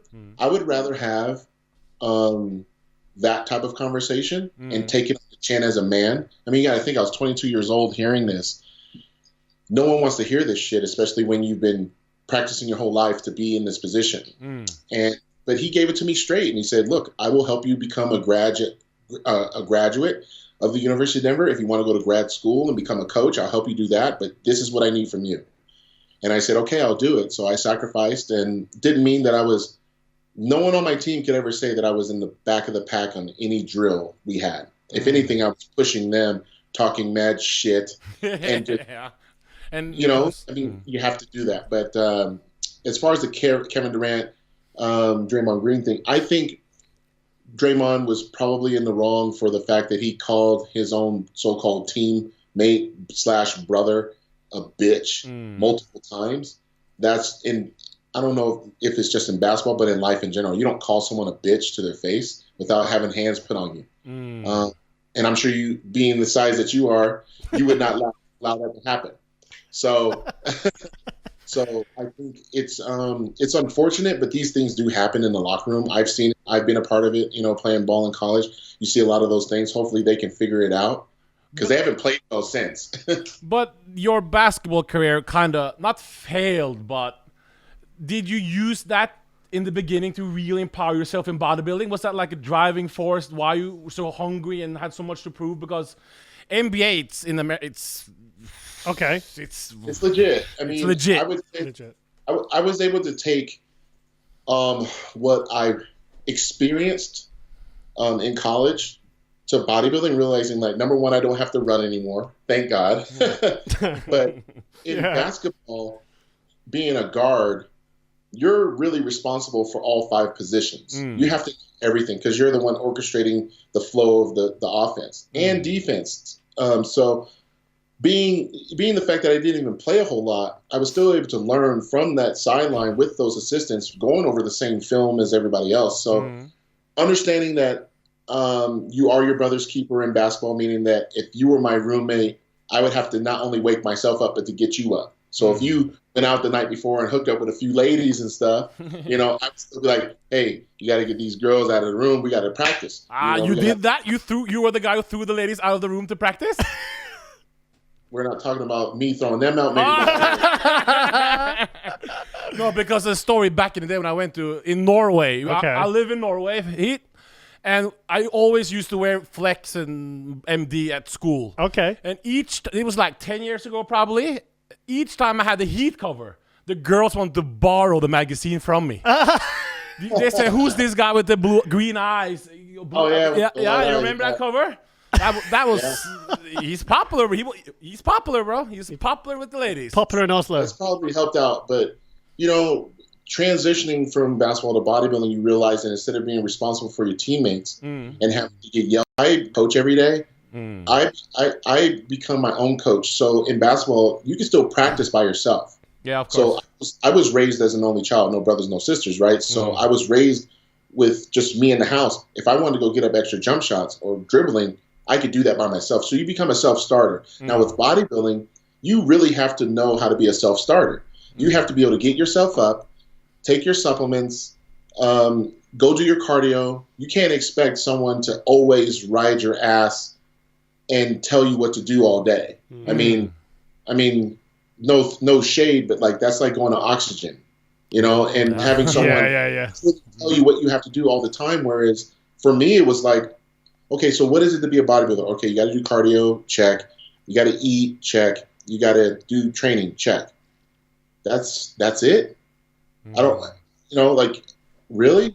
Okay, so now you need a training partner to yell at you. Why do I need that when I can motivate myself? I know what the fuck I'm doing. I'm a grown. Obviously. You train by yourself, don't you, Phil? What's that? Do you train by yourself all the time, Phil? Yeah, 99% of the time. Wow, really? Yeah, I just don't. I mean, I think it was from being raised as an only child. Like, you learn to be alone. And then, honestly, I mean, once you become pro, and the way I became pro was so fast that my schedule, you have to think, I mean, I was pro at 25 years old, only been bodybuilding for 2.5 years. I didn't know a whole lot. So I spent my time in the magazines. And then back then, the internet wasn't as populated as it is now. So I just spent a lot of time observing from what other people were doing as far as like guys on the NPC level that were even nationally ranked, but training for 20 years. So I just would watch. And then you see what people do wrong a lot when you watch. Even if they're big, you're like, this guy's totally fucking this up. Like, and maybe that's why he hasn't had the success that he should have. So it was all about simplifying the process so that I didn't waste any time, because I've seen people waste time. We've all seen people waste time. Yeah. Oh yeah, man, I've been training for 30 years and they will get on the internet and tell me what to do. But I'm like, you've been bodybuilding for 30 years and you still look the same. Here's the problem. So there's a problem. Like, you should be able to fix this. So, you know, I just took that and ran with it. And I'll be honest, man, I keep a notebook pretty much everywhere I go. Oh. I have, it's somewhere in this office, but I have a hard drive that's like an old hard drive. It's like this big. Yeah. It has never before seen pictures. Oh, Okay. of you. Through the Of years. me. So when I got into bodybuilding on October 8th, 2002, 2002. 2002. He turned pro 2005. 3 So- years. Won his So- first show. 3 years. So I took the progress pictures back then because back then there was a company you guys may be familiar with. It was called EAS. Yep. And it was started by, I can't remember Bill his name. Phillips. Bill Phillips. So that company is like 30 minutes from my house. Well, long story short, they had a transformation contest called Body for Life. And I couldn't afford the supplements at the time because I was finishing up my 5th year of university. But I took the picture. I was like, all right, I'm going to take a picture every week, and that'll show me if I'm making progress or not. And I'm going to write down a food diary. I'm going to write down what products I'm taking, how much I'm training, sleeping, everything. I have all that shit. And I showed it to only 2 people that have seen it. And that has been the late Sean Perrine Okay. and Greg Merritt. There's only 2 people that say, I don't even think Hani has seen these. Oh, wow. So I've kept them quiet because, you know, I knew this day would come, you know, like with social media and stuff like that. I kind of thought about this. And I was like, you know, everybody else would say, man, post that shit, but it's not valuable if I post it right now. It'll be valuable later. You know, so I did journal everything, and that's how I learned. So, you know, as I progressed throughout the NPC, my schedule changed because of my travel schedule. So having a training partner was impossible. I would say, hey, AJ, let's go hit the weights. Hey, Giles, let's go hit the weights. You say, okay, what time? I'd be like, all right, 5 o'clock. And if you happen to show up late because maybe you got held up at work or family or whatever, I would be like, dude, I'm still your friend, but you're not training no more. What? Come on, man. It's like, nah, man, because you're fucking with my money now. Like, you're messing with my career. So I took the pressure off of all my friends and said, look, I don't want you just casually coming in to train with me either. I want it structured. It's like a team. But So I made sure I just trained by myself. one question. I heard a lot about when you went to college. You talked about you were working in was it like a hamburger place, no, supplement place, and people were making fun of you. And you want to know everything inside out so you can... this woman tried to talk shit. And he was like... Anyway. Are you gonna... I'm not gonna go into your private affairs, but like... Why won't you sign with a... Like with a brand? Like Back then? No, like now. Like a big supplement sponsor. Like you always... Because you said you want to wait or... They don't... I don't Yeah, that's something that I'd want to wait on. I think, look, because obviously you know business very well, you know. Yeah, I mean, I've been through that game. Hold on 1 second. Yeah, I gotta grab my girl because I don't want to miss you guys with this. My computer is about to take a shit. Hold on. Okay. okay, Going great. going great. Yeah, good. Think we can see the Sandows? Good. See the Sanders, yeah. I think he's the only man who's got all the 3 different Sandows, isn't it? Oh, the big gold one? The big gold one for the 50th anniversary? Ask him. Well, ask him. Have you seen them before? Nah, I've seen, well, not all of them together. No, I haven't. No? I've seen Dorian's 6. Fantastic. Oh, you have, huh? Yeah, they're all the same. Because I think the new Sandows are a lot bigger. Because it's pretty special to have the only guy to have all the 3. That's pretty cool to have in your house. Yeah. Oh, quick, he's back. Yeah, see if he'll show us one. Sorry about that, guys. No, No worries. I man. left my power cord in the other room. I was like, wait a minute. Excellent. Don't want to lose connection. Hey, So, with regards to your question, yeah. well, I started my career, gosh, as a pro in 05. I didn't get signed until 06 with an actual supplement company. That was Metrex. I ran with them for 4 years. Had a great time. And then transitioned to Muscle Tech. 4 years with them. Kind of saw their shift taking place with regards to shortening up their roster. Right when Branch Warren and Jay Cutler were exiting. Yeah. So then I took that leap and tried to do it myself with some friends. And that did not materialize the way that we had expected. So got out of that, then was still able to get work with Ultimate Nutrition. Then that parted ways.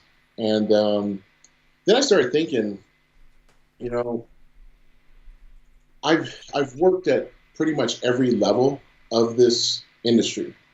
It's like being the athlete for a supplement company, being an actual top athlete for that supplement company, speaking to not just fans but also buyers from different companies, distributors and whatnot. And then actually having my own, being a president of my own, understanding, from the ground level up, like the operational side, the marketing side, the R&D side. And going back to working for another company, you realize, well, the money that is generated through these companies can be very large. And I realize right now that a lot of supplement companies are having difficulty signing athletes, not just myself, but others, because they're not finding the correct data, or they're not sharing the correct data pertaining to the ROI on their investment. So let's say, AJ, you get signed for $10,000 a month to go hold this product. Back in the day, they just gave you the money, and they figured, well, as long as AJ's, winning shows and, this and that, and he's in the magazine a lot, we see the investment. We see it coming back from people making them popular. Now with Instagram and Facebook, you see people that aren't really a part of our industry as far as the competitive side. So if you can have 100 people being ambassadors for your company, paying them little bit, like scraps, you're going to do that over hiring a premier athlete. And we've seen that, a lot. I mean, you could take the top 10 at the Olympia, and I would say half are probably actually paid well enough to where they don't have to work. Only half. Oh, I mean, I probably would say, I'm speaking out of turn, but I'm talking about the open class guys. Yeah. If you take the top 10, if you take top 10, I would assume that they're making just enough to, like, let's just say the top 10. Yeah. The top 10, they can get their bills paid, depending on how their lifestyle is. So if they're not driving the fat Mercedes and they're not having the crazy $1 million home and this and that, all the jewels and all the bullshit, yeah, they'd be okay. But they probably already have another side business, whether it be personal training, open a store, open a gym, or something else. But to say that someone is solely 100% bodybuilding oriented only, we're probably looking at less than 10 in the open. That's interesting. I was talking to sorry, fella. Sorry, fella. I was talking to Flex Lewis, a good friend of mine, a few weeks ago, and he was he obviously was signed with a company recently. For over a year, he didn't have a sponsor, and he said, "Look, Giles," he says, "I know my worth." He says, "I know I'm going to wait." He says, "I'm not going to take the first offer." He said, "I would rather, because I know what kind of value I give back." So sometimes maybe it is better to sometimes hold back and wait for a proper, like Phil said there. It's called business alignment. Yeah. Your alignment has to, work. Even for you two to even do this podcast, everything has to be in alignment for it to really work. You can't just say, "Hey, you and I should just do business." Nah, man. Like, maybe your views and my views are different. So, Flex is absolutely right. Like, you see it in other sports where a person will actually hold out for a better deal. It's because they're trying to tell the market, like, no, like, I'm worth more than what you're telling me. Yep. I've had owners of companies tell me what I'm worth, but at the same time, they don't realize I've done my due diligence and figure out where I'm most popular at. So let's say, for instance, I won't name the company, but I remember one time I was like, I wanted to figure out how popular I was. You're very popular. Especially in Oslo. But I wanted to see it on paper. It's one thing to say, like, but you wanted to see, if you go to a company, you say, how many appearances out of 100 is my name on the request line out of all the other people? And they say 99 out of 100. Oh, wow. Oh. So that means that I could probably be, that means I have people want me. They want me around. So when an athlete goes into contract negotiation, they should be asking these questions like, so where am I popular at? Because if I'm popular in all these countries and you're getting these purchase orders and stuff, the person that actually does the sales guy, that probably gets paid maybe 4 to 6% on the purchase order is making more money than the athlete at the end of the day. While think about this, and AJ, you're gonna freak, but while using not the salesman's likeness, but the athlete's likeness. Oh, exactly. Yeah, that's a good point. So my point is that, you know, once you realize that stuff, you're thinking to yourself, okay, well, granted, these bigger companies, they have 100 employees, which they probably shouldn't have 100. They should have 25 to 50. You know, they could downscale this and that, because when they're in trouble, they sure as hell do that. But you also need athletes that know how to speak well, they know how to engage with the public. And I know some companies have done that where they'll hire them as like a sponsored athlete, but also they have a sales component, a part of their job. So they'll be the ones trying to stimulate more business, you know, using their likeness, saying, hey, AJ, you're out of Norway, man. Hey, I can cut you a deal. If you can get me 10 stores to go buy this much product, I'll not only fly out there, we can hang out and do our thing, but I'll get you like a couple points on that too. You down? Cool. So then I now bring more added value to this company. I've seen that happen as well. So overall, it's just we're in an interesting stage of transition in commerce pertaining to supplement companies. But as a bodybuilding fan, Giles is more inside the industry. I'm more as a fan trying to just give my opinions because people asked. What would you, because the problem I see, the promotion of you guys from because I'm now 34, when I was like 17, 18, it was all over the place. Everything, no bad pictures in the magazines. Just like you saw them guys like Vince McMahon. Forget about that right now. But anyway, like what would you do to try to make like to bring it back to the glory days of the promote? Because I didn't see nobody talked about you tying Ronnie Coleman going into Olympia. I was shocked. There was no. He was going to tie the 8th that I thought was a guaranteed. And Lee Haney, but there was no promotion about it. And that's where, I mean, let's just call it like it is. I mean, there were people, I wouldn't be surprised if Bader paid a lot of money to have his guy being promoted. That doesn't mean that he was paying to have him place well. That just means that he was paying to have him promoted. No different than a supplement company doing the same thing for their sponsored athlete. So when you don't have a sponsored athlete, like since I wasn't sponsored by anybody, AMI couldn't go to that company and say, hey, we know Phil is going for 8. Let's do like a type of a deal to where we can get content. You guys will cut your deal on a booth or whatever, but we need that content and stuff like that you guys can produce so we can use to get more people involved and this and that and the other. I mean, Muscle Tech used to do that back in the day. You know, they used to pump all the athletes. You know, like if they were getting ready for Dexter Jackson was getting ready for Arnold Classic, they would pump them. Remember when Gustavo Vidal and Jay Cutler and Branch Warren, like for the Olympia, boom, boom, boom, boom, boom. Greg Kovac should have got some good money when he started Muscle Tech. Yeah. Well, when you think about it, now you see my point. Like when the athlete himself, me, was not sponsored by a company who has the resources to say, well, we're just going to pay the publication company, which is AMI. I mean, at the end of the day, I had to take a step back and say, well, Phil, this is a business. They're in the business of producing media. So the person who's going to spend money on media is going to have their athlete on the cover of the magazine, in the face of the fans. Now we're starting to see that, you know, people will kind of take their hands off and say, well, you've got 3 million followers, Phil. You just do the shit. You know, you go do it. And that's the hard part. It's because it's changed more. I hate the whole social media thing now. It's kind of blown up, whereas the media side has died a bit. I mean, you know, the magazines are, you know, they're not quite as big as they were. So the shift has changed now in terms of promoting athletes. Athletes now are more, rather than me writing about Phil or writing about so-and-so, people are the athlete themselves, like say Trump does with Twitter.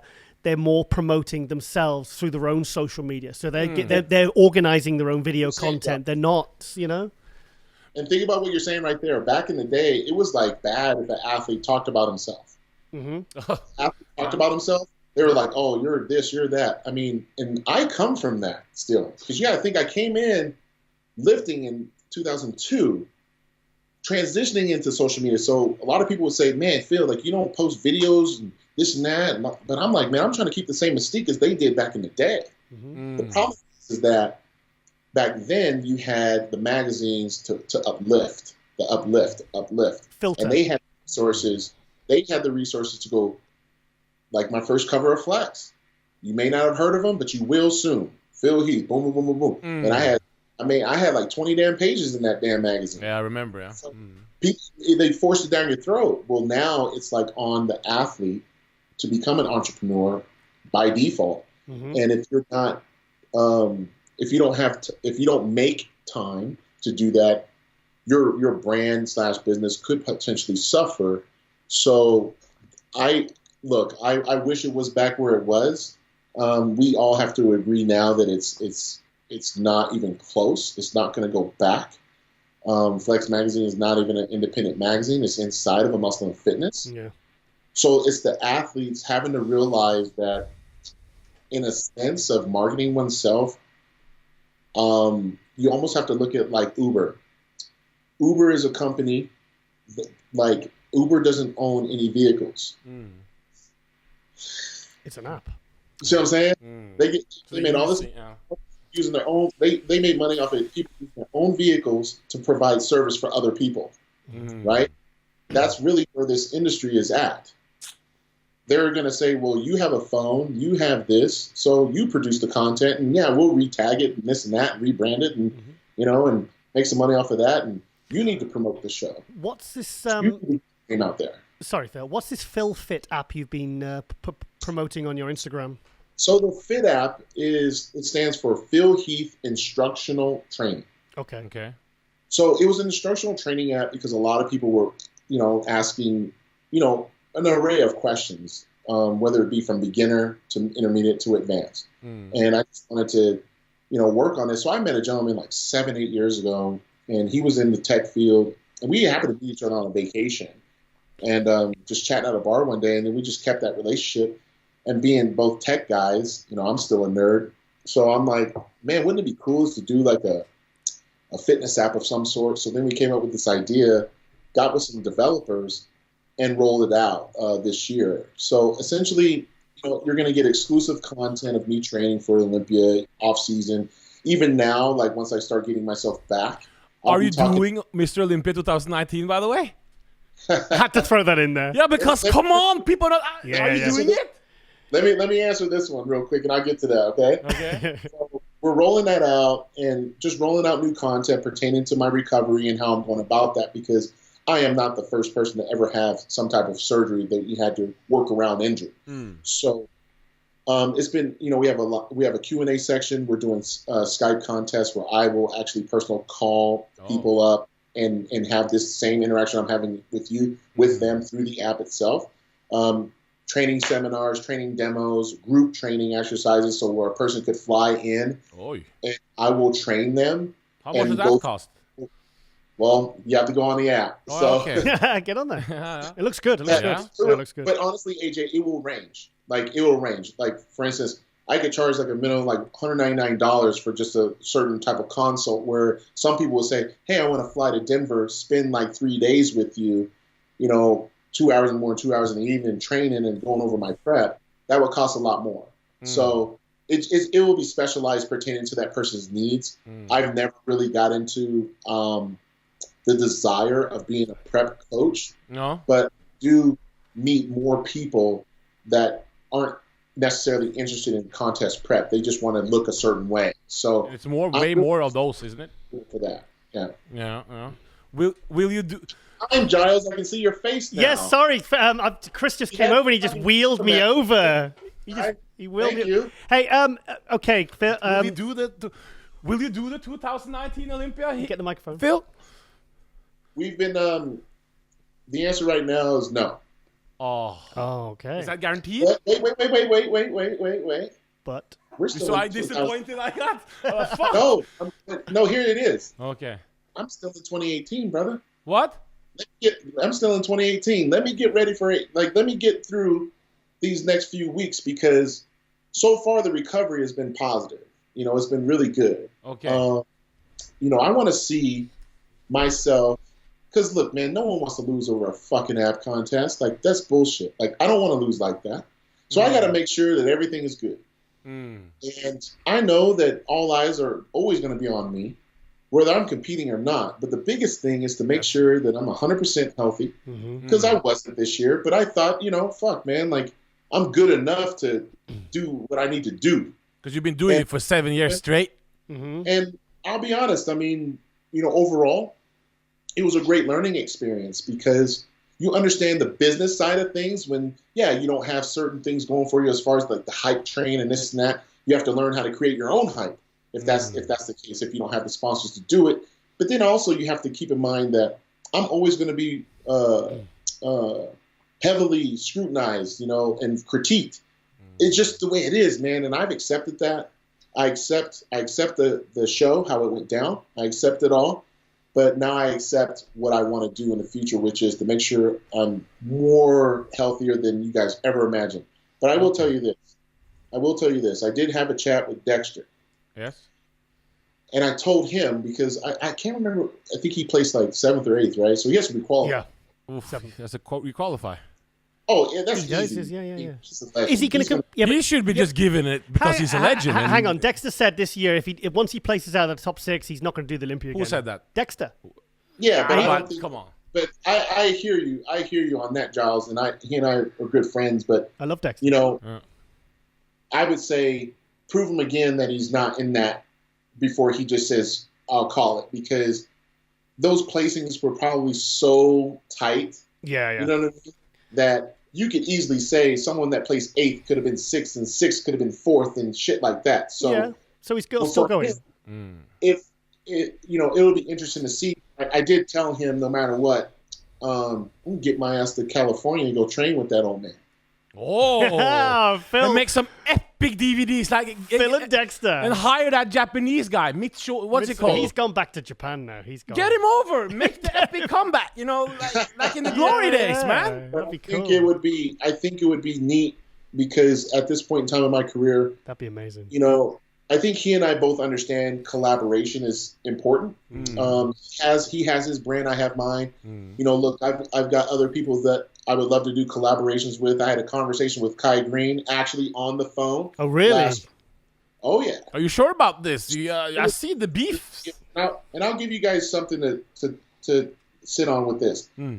He and I have a really good ability to communicate. He is a very good man. Okay. And I will say this. I invited him to my charity event next year at the Arnold Class, and he had mentioned that he would want to, possibly make an appearance. So I thought, man, and really that's really what we talked about. Is just both of us giving back, both of us using our platforms, and I hope that he and I can continue to do those cool things together because people will notice. Did you two really start to kind of form more of a connection? Was it remember at the Body Power when you guest posed and Kai was in the audience, and then you trained together afterwards? Yes, I would say all around. Kai and I we probably talked for like 2.5 hours that night. Yeah.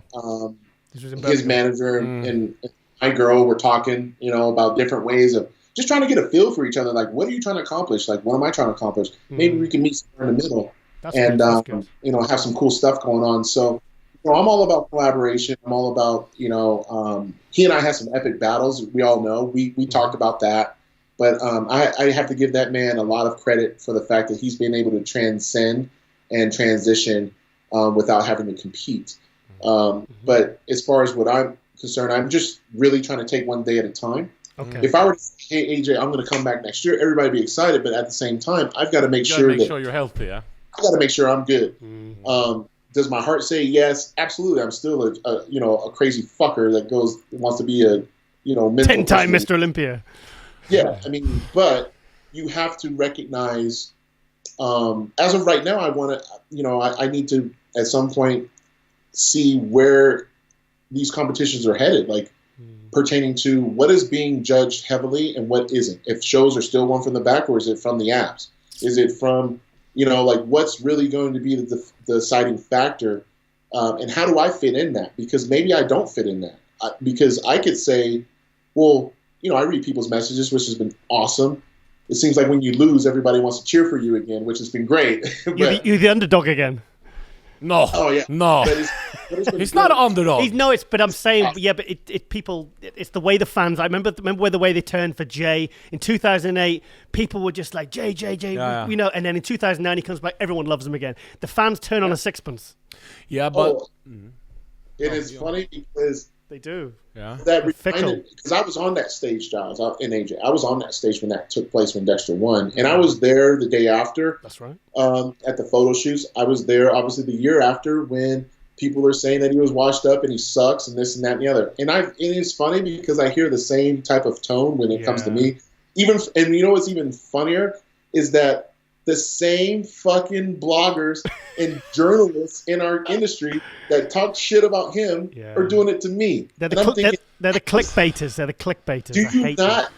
It's clickbait bullshit. Yeah, we already know that. I get it. I understand that there's a business, but I'm thinking, you do realize that you guys put your foot in your mouth back then. Well, they did with Ronnie 2002 when he got beat by Gunter. Everyone was like, Ronnie's finished. He's done. 2003, he comes back like an alien. But I understand these bloggers. They diss Phil Heath. Yeah, they're faceless. And no, this fame. We don't want to give them any fame. But when they diss him and like, I just understand. Like, and people support it and like people get like. I don't understand what's going on. It's completely scandalous. It's the nature. Yeah, but it's the nature of the internet. I'm sure Phil's gonna, you know. Well, it's the nature. It's not even the internet. It's the nature of man. You know. I've seen, like we just talked about, we've seen it happen with Ronnie. I mean, I got into the sport October 2002, so the Olympia didn't even happen yet. And I watched that Olympia when Gunter placed 5th. 2002. And he posed to Journey and all this other shit. Everybody was screaming and hollering. And at the GNC show, and you don't think for 1 minute someone was probably thinking, by this decision, I just sold out the Olympia of 2003. Yeah. I'm not saying it's rigged. I'm just saying, like, as a business person sitting back, you're probably thinking, well, that just happened. Well, fuck, we're gonna make money next year because that's just the way it goes. So I remember seeing, I mean, you know, when Gunter won, there was athletes. I won't say no names, but there was athletes running up on that stage hugging on Gunter. I remember. You remember that? Yeah, I remember. Yeah. And those guys will sit here and be like, "I'm a huge Ronnie Coleman fan." So you got to see the dynamic where a person will say they love you and shit, and then you lose, and then they're over here hugging on the next guy. Now, there's nothing wrong with being happy for a person. There's nothing wrong. I mean, it's emotion, but you don't think Ronnie Coleman took a moment and said, oh, "Okay." You remember that made Ronnie angry for 2003. He came back at he put 40 pounds back on, and I remember. And it fueled. I mean, it was. I mean, I'm lost for words. But overall, I mean, you know, rivalries are great. Comeback stories. That's what people want. The difference is that as a human being, you still have a life. Like, I'll be 39 next month. I still have things that I would like to accomplish just as a regular person. Kids. And that doesn't involve competing. So you start seeing like, well, if they didn't celebrate a champion at number 7 and they didn't celebrate him trying to get 8, what's the point? Because does Dorian Yates have anything to prove? Hell no, he's got 6. Does Jay Cutler have anything to prove? No, we got 4 plus a ton more shows against Ronnie that were epic. Do I have anything to prove? I would say no, because, you know, I don't. But if I were to think strategically and say, I could do the Olympia based on these key factors that would benefit me, that would make me feel good. Not you, AJ, not you, Giles, not even fan. Just me. Because it's my life, it's my dedication, it's my sacrifice. I love my fans, and I love the fact that they've been writing me on this damn phone every day, wanting to know if I'm coming back. Yeah. I'm never turning my back on this sport. I love it too damn much. I just know that I need to find not a passion, but I need to figure out, number one, what is it that they really want? Because if they go ahead and let's just say I don't do the Olympia and they get someone like Rudy Winkler or someone like Ramy to win, then they don't want Sean. But this so people, gotta figure this out. But this people champion award thing, Yeah, I didn't understand that. Can you are the one competing in the event? Can you please, because we don't know what was that? Can you explain us what is this? Fans voted? Is there money? What's going on? It was the perfect storm for me to lose, right? No, I was like, I didn't. No, but it was supposed to count towards the overall scores, but it didn't. Well, I don't see how personally. Look, I don't see how you can captivate an audience that is primarily online, watching it from their home, to want to engage into buying a plane ticket, buying a hotel, buying a ticket to the Olympia by making that thing possible. Mm-hmm. You know what I'm saying? Like, majority of the people that comment about the results, you can read what they're saying and you know they weren't there. You know they weren't. Mm-hmm. You just know they weren't. I mean, anyone that goes to Olympia, you can see if it's a packed house or it isn't. Mm-hmm. The numbers were down. We know that. But that has no reflection on me. That is a reflection on the business. So, of course, as a business move, they probably thought, well, shit. And maybe it wasn't. And here's a way of me stepping away from it, not as an athlete. I'm not speaking as an athlete right now. I'm speaking as just a general business person. Okay, so we do this People's Champion thing where the fans become one judge. We don't really have a really good way of tabulating these results because they did not do it. I mean, you guys saw how it transpired. Yeah. The everything that was said did not take place. So how did they really? Who's fact checking them to say that Rulli was the one that won? Yeah, it was worthless. It always reminded me of the most muscular award they used to give at the Arnold Classic. I'd always wondered it always meant, oh, well, that's the guy who's going to get second. That's the guy who's going to get third. It's a consolation prize. But that thing made sense, though, because, look, if they wanted to do a People's Champ Award without the voting like that, I mean, they did it with Bodybuilding.com for years when they worked with the Chapman Media Group, producing Olympia, through the stream. I've won People's Choice Awards before. It's just when you say that things are going to be posted and they're not, you then need to be proactive and say this is reason why to the fans so they don't lose confidence in the brand. So, because people were like, wait a minute, I'm over here on my phone trying to vote for you, Phil, and it wasn't working. Well, then that means that whoever won, maybe you shouldn't have won that award.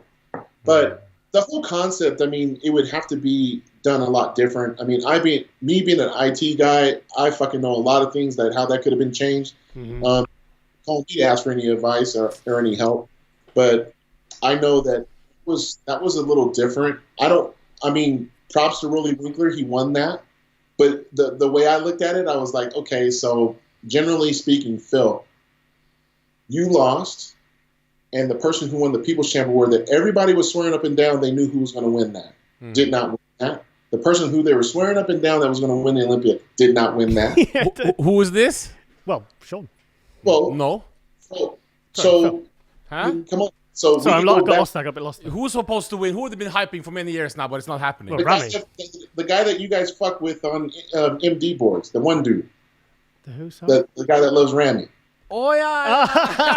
Alito. Oh, Alito, if you're listening, you're getting trolled, bro. Trolled by Phil. You're getting trolled by the champ. He probably talked shit about me, but it's like, where did his horse place? So the thing is that, it would be interesting. The question I would have is, if Phil Heath wasn't around, would that still be in place? They did it to spark. And maybe, and this is my whole roundabout about this, is that maybe they did it so that in the event that I did lose, it would create so much hype for next year that they didn't do it to make people go to the Olympia this year. But do you see... They did the result to make them say, well, fuck it, we're going next year and we're going to have a vote and we're going to be a part of this. Because taking me away from it, just looking at it as a business, you don't get the movement within a 6-month period of very little marketing and stuff. You get it through the second year usually. Things don't get done usually when you implement a new rule. It could be in rugby, football, basketball, whatever. The first year it's always friction. It's always like, oh, what the fuck are we doing? And then the next year is when everybody comes in. So if I were looking at it from a business, I'd say next year people would, if they were going to work, we would see a large amount of people going to the show next year. Now, if that does not happen, then that shit failed. But have you thought about picking up the phone and calling Bob Ciccarello, the athlete's rep? Or because he loves bodybuilding, Bob Ciccarello, huh? Have a union anymore. Huh? We don't have a union. No, but have you ever called like this Robin Cheng or this now with Don Solomon in charge and having a meeting because in giving your opinion and see what maybe you should take the first call. Maybe they're afraid to call. I don't know, but sometimes you got to be the bigger man, huh? And call them and say, "What's up? What can we do?" So here's what's cool about that. I was proactive throughout my career. Okay. I was actually asked from the very top to the bottom, what are my feelings about requalification processes, whether it be through the point system or whatnot. For instance, should top 6 be able to go back to the Olympia? I said no. Top 3 should be able to go back because those are the ones that got the medals. Okay. And if anything, and it was in fact because what were people complaining about? Oh, the Arnold Classic isn't as impressive as the Olympia and this and that with the competitors. Yeah. So if you got to get the big guys competing again through the year. Right. So here's what I said. I was like, well, shit, if you want to do that, then you should make the guy that won the Olympia be the only person that gets to requalify. Everybody else has to figure their stuff out because that would make more shows more popular because now you got the second place guy having to go do the Arnold Classic or none of these and also none of the shows I would mention, none of the shows that are pertaining after the Olympia should count for next year. There's been a couple of Arnolds, 2013, 2016, when the lineups were really, really weak. This year we had a very, very strong Arnold Classic. Very strong. But there's, the Arnold Classic is the second biggest bodybuilding contest in the world. And if you've got sort of B-level guys making up the top 3 and, just you've never even won pro shows, it kind of it devalues the shows. They need to sell tickets. It confuses the fans. I mean, you got to admit, the person that will win the Arnold Classic, everybody's saying, well, he's going to win the Olympia. When has that happened? Never happened. Only, Ronnie. Other than Dexter. So my point is that, yes, AJ, I have been in contact. Me and Robin Chang, I have no problem with him. I've mentioned to him many times on how different ideas I've had pertaining to how things could be more beneficial to the athletes. Are they giving you feedback back? Are they talking back to you on this? or is it just like a one-way? Do they give you... It's me voicing my opinion and stuff and then not having much dialogue come back. Okay. That doesn't obviously mean that someone's not listening. That may mean that someone's saying, I'm listening to what he's saying. Maybe I think it's complete bullshit and it would never work, but I'm listening. So they're giving me that respect. They can go home, they can chew on it and then spit it out or digest it and say, okay, maybe we should look at this.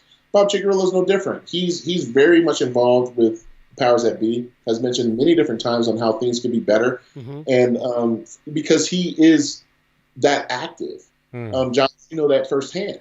So I think one of my greatest assets is exactly what you're saying, AJ. It's the fact that I have a lot of different ideas on how, if someone were to say, hey, what would you do to get more people at the expos and this and that and the other? Well, probably you should have an athlete who has, I have a business degree. How many people in these shows actually have degrees in business? On the forums, I always say Phil Heath, black educated, college educated, has a beautiful girl, blah, blah, blah, blah. He does. So, yes, am I going to pick up the phone and say, hey, I must sit at this table?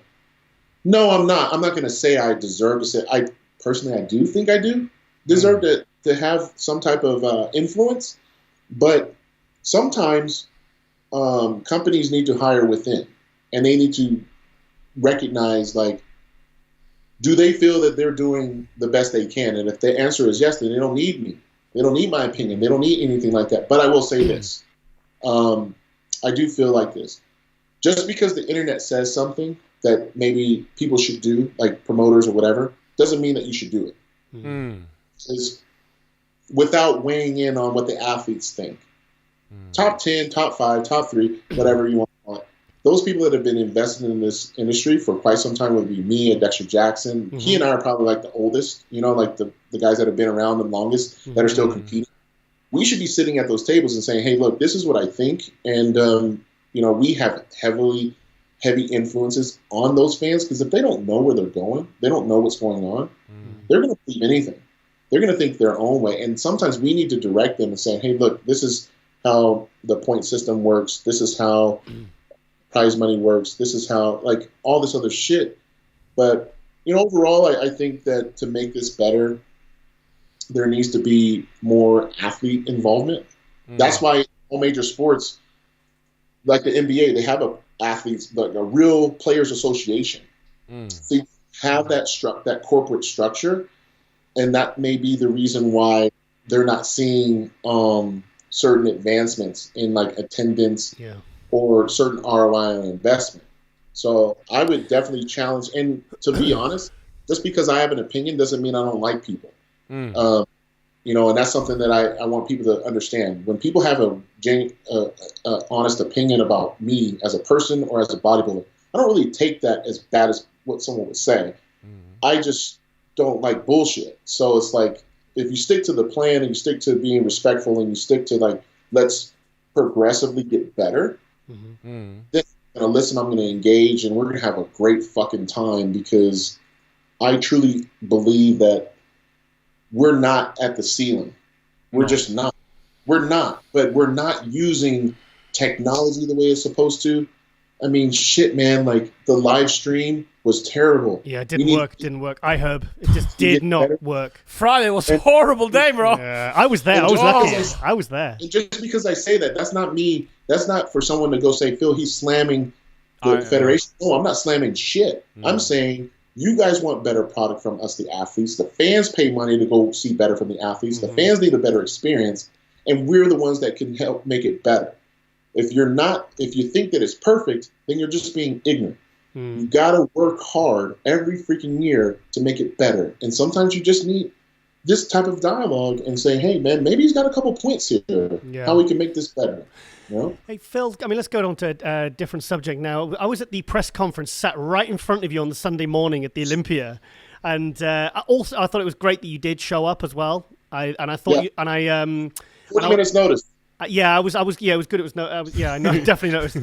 But I thought you spoke very graciously to Sean as well, and also you spoke about a little gift, maybe potentially. You know, because I'm 42 now. I've got no kids, and I'm kind of at the age where I'm thinking, and I kind of related to what you were saying, because you're like, you know, you're turning 39, and you were talking about things like children. So is that any more in the planning, or have you? I mean, are you trying? Yeah, Sharice's in the other room right now. Can we say hello to her? One question. Sharice, we having kids, right? AJ wants to see one. She says one. You only get one world. Like, okay. So, but yeah, no. We're two. Just say hi. Just say hi. She says hello. Can we say hello? Hello from UK. Can we say hello? Is she makeup on and everything? She just got out of cardio, so she's okay. Yeah, she was doing the. You heard of the Peloton bike? Okay.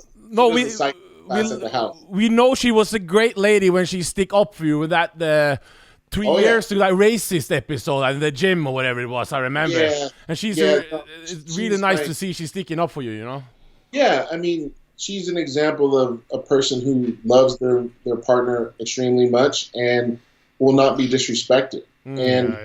If we all could have, it sounds like I'm doing like a public service announcement, but if we had more friends that would actually stick up for one another, shit, man, people would stop bullying and just doing this bullshit. Like, she's just a beautiful soul. So, I mean, I'm privileged, to be honest, because all of us bodybuilders are lost, man. Like, we're fucking nuts. So, how do you two meet? Oh man, we met through Hani, actually. Oh, Hani Rambod. Yeah, so I did an appearance. We met, and we were friends. And then, you know, wanted to take it to another level, so we did. And, she literally at one point in time said, "I'm going to pack up my things. You're going to come to San Fran, and you're going to help me move." Wow. It's like, holy shit, man. Like, this is pretty big deal. So, you know, I brought her with me everywhere I went because she needed to be immersed in like what I do. Yeah. And I needed a real partner. You know, not someone that just says, "Oh, she cooks your meals and this and that." It's like, nah, man. Like, she helps me with my business. She helps me with my emails. She helps me with my negotiations and stuff. You need someone that, because a lot of the time your friends, quote unquote, may not be in your best interest because maybe for a little percentage they're in it for themselves. For her, is there benefit? Absolutely, but we share that. I'm willing to share that experience. Yeah. And who wouldn't want to be with a fine ass woman when you're traveling the world and seeing cool shit? So it's like, you know, and being able to be blessed enough to experience that. Look, no disrespect to any single guy that wants to go out there and be a Rolling Stone. But if you're a guy that wants to be in a relationship, why would you want a girl just being stuck at home when you're traveling literally the world? And then you're home saying, or on the phone, yeah, babe, you know, you see the people, man, like they were like all over me and stuff. Well, wow, you got to see the Eiffel Tower, you got to see Rome, you got to see China, you got to see Japan, you got to see all this cool shit, and she's at home. What's the most beautiful place you've been in the world? Outside of America, like where's the best place you've ever been? Definitely not Birmingham. I'm gonna get in trouble for this one, probably. Just one, not second. Just where's the best place? One of the coolest places that, as far as like, that I saw that just blew me away was when I went to Greece. Oh wow, beautiful! My Because father I was got in to see Greece. the Acropolis and stuff. So that was like, for me, that was cool, you know, and actually have one of my old roommates to tour me around. To actually get that feel of like, wow, like this is Athens. This is, you know, like this is where it went down. This and that. This is real ancient ruins. That by far was one of the best experiences I had. I mean, obviously going to Australia was a dream come true. That was incredible. But I mean, all the places I've been to, I have a great story. Going to Prague, that's been probably in Slovakia. Like those areas, that's probably Cherie's favorite is Prague. I like Prague. Yeah, she loves that place. So. You should come to Romania next week. I'm doing my. He's going to Romania. For some, they're giving me press passes for some strange reason, and I'm going down to Romania to do my. You should come to Romania. Say hello to the fans. And that was the other thing that happened after surgery is that I couldn't fly around. Oh, so, really? Yeah, because you know you have inflammation, you know, you have swelling and stuff. So, yeah, you know, I had to turn down a lot of business. You know, just working from home. Just like, okay, so for 2019, you know, I won't be so committed to just staying at home. I'll be willing to travel. Obviously, if someone wants to hire me to do a seminar, meet, you know, this and that, training demo, I'll be able to do it. Yeah. But just right now, it's like let's just chill, let's just rest, you know, and go from there. AJ, me and Phil have got a bone to pick with you. Oh, You're calling Five Finger Death Punch devil music. Oh, Devil music. He's calling it. I was expecting West Side Connection or some G shit, and you got this that was so. That's, all right, so I don't understand what's We going need on. to get this ironed out. We Yeah, need to get this sorted. I'm with you. Here's the thing. So growing up in Seattle, Washington, you had hip hop, and you know you had Nirvana, like you had you know nice. all this different music going on. You know that alternative, even grunge music was so popular back in like the late 80s and early 90s that you couldn't help but to notice. But you know, for me, I just have it personally. I feel like I have an ear for music, so no matter what it is, if it's cool and I can kind of feel it, I'm with it. Now, as far as like West Side Connection, I mean, of course, Come out to Bow Down to his return 2020. You know the Bow Down song, and you do it and you bow down, and you do the pulsing routine to it. I would, if I had to do a routine. Oh man, I mean, I would have to. You know what? I would probably use the power of social media and say, "Do you guys want something classical? Or you want something fucking in your face, disrespectful?" Wrong side of heaven. Because that's the only way that I don't know me, what that is, but Phil Heath, can do this again. Is like you got to come back with like the devil in your eye. You know what I mean? Like you got to come back Dream Killer 2.0 and not giving a flying fuck about anybody. Even if they say you look great, you can't care about that shit. If they say you look like shit, you can't care about that shit. You just got to be like, I'm on this road, and sorry that you're on it, but you're getting steamrolled. That's the way Yeah. oh, the haters is not gonna like this plan. So that's where your mentality, and now we're talking about the mentality, that's where it has to be. Like someone like me, anyone that follows like a Kobe Bryant or Michael Jordan, that's what they had. Like people talk about Kobe Bryant, the black mamba, the mamba mentality and shit. This is a guy that had his body beat the shit and still scored 60 in his last game. That last game was epic. You know, that was like a movie. So my point is that if you don't have that fire, if you don't have, it's like from, you know, watching old school Rocky movies and shit. Like if you don't have that, you have no business doing this. Yeah. But since I've done it for those many years, it's not burnt. You can already tell it's not died out. The fire's still there. It's just I'm trying to position it to where I can be most, where I can see the most return on investment that I'm putting in. And but yeah, I will tell you guys this. I cannot wait to get back in the gym. I cannot wait to get back in the gym. And when I say that, it means all fucking seriousness that I want to put myself out there, and I'm going to put myself out there more. And I expect fans to actually stop being little trolls and actually converse with me so I can fucking help you. A lot of the time, people are probably too nervous to go after their goals. It's just like, you know, why are trolls exist? They exist because they're too busy not fulfilling their own destiny. Yeah. See, they're too cowardly to do it, so they want to fuck up someone else's shit that's doing it.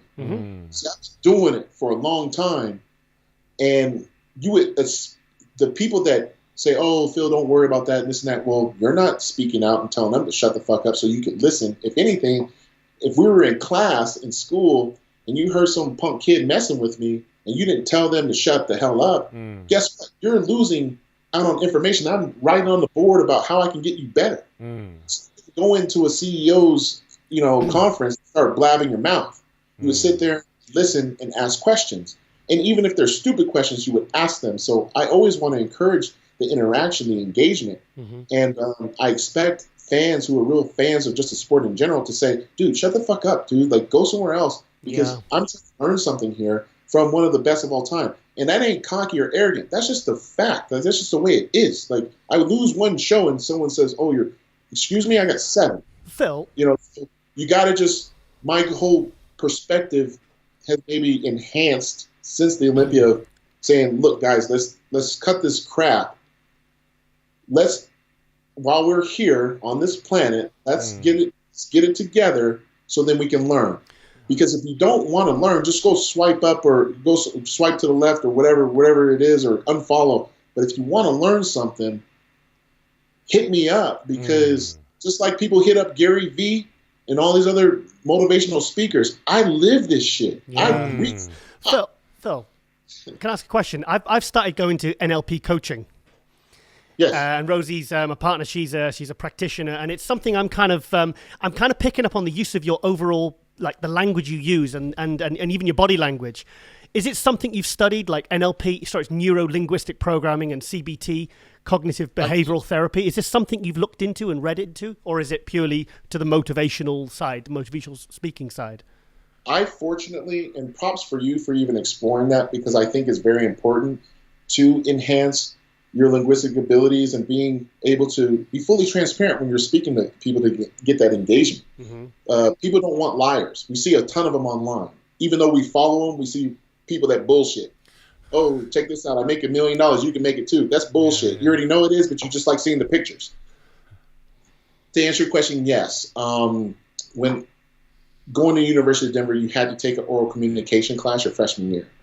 So you had to learn how to not only do public speaking, but you had to actually know how to do the style of how to write a speech. Okay. And then you transition into the Daniels College of Business, where let's say you and I are doing a project. We're all doing a project, and we have to get up in front of people and do a presentation on PowerPoint presentation. And you actually go into this specific center where you are adjudicated by judges on how you do this presentation before you do it in front of your professor.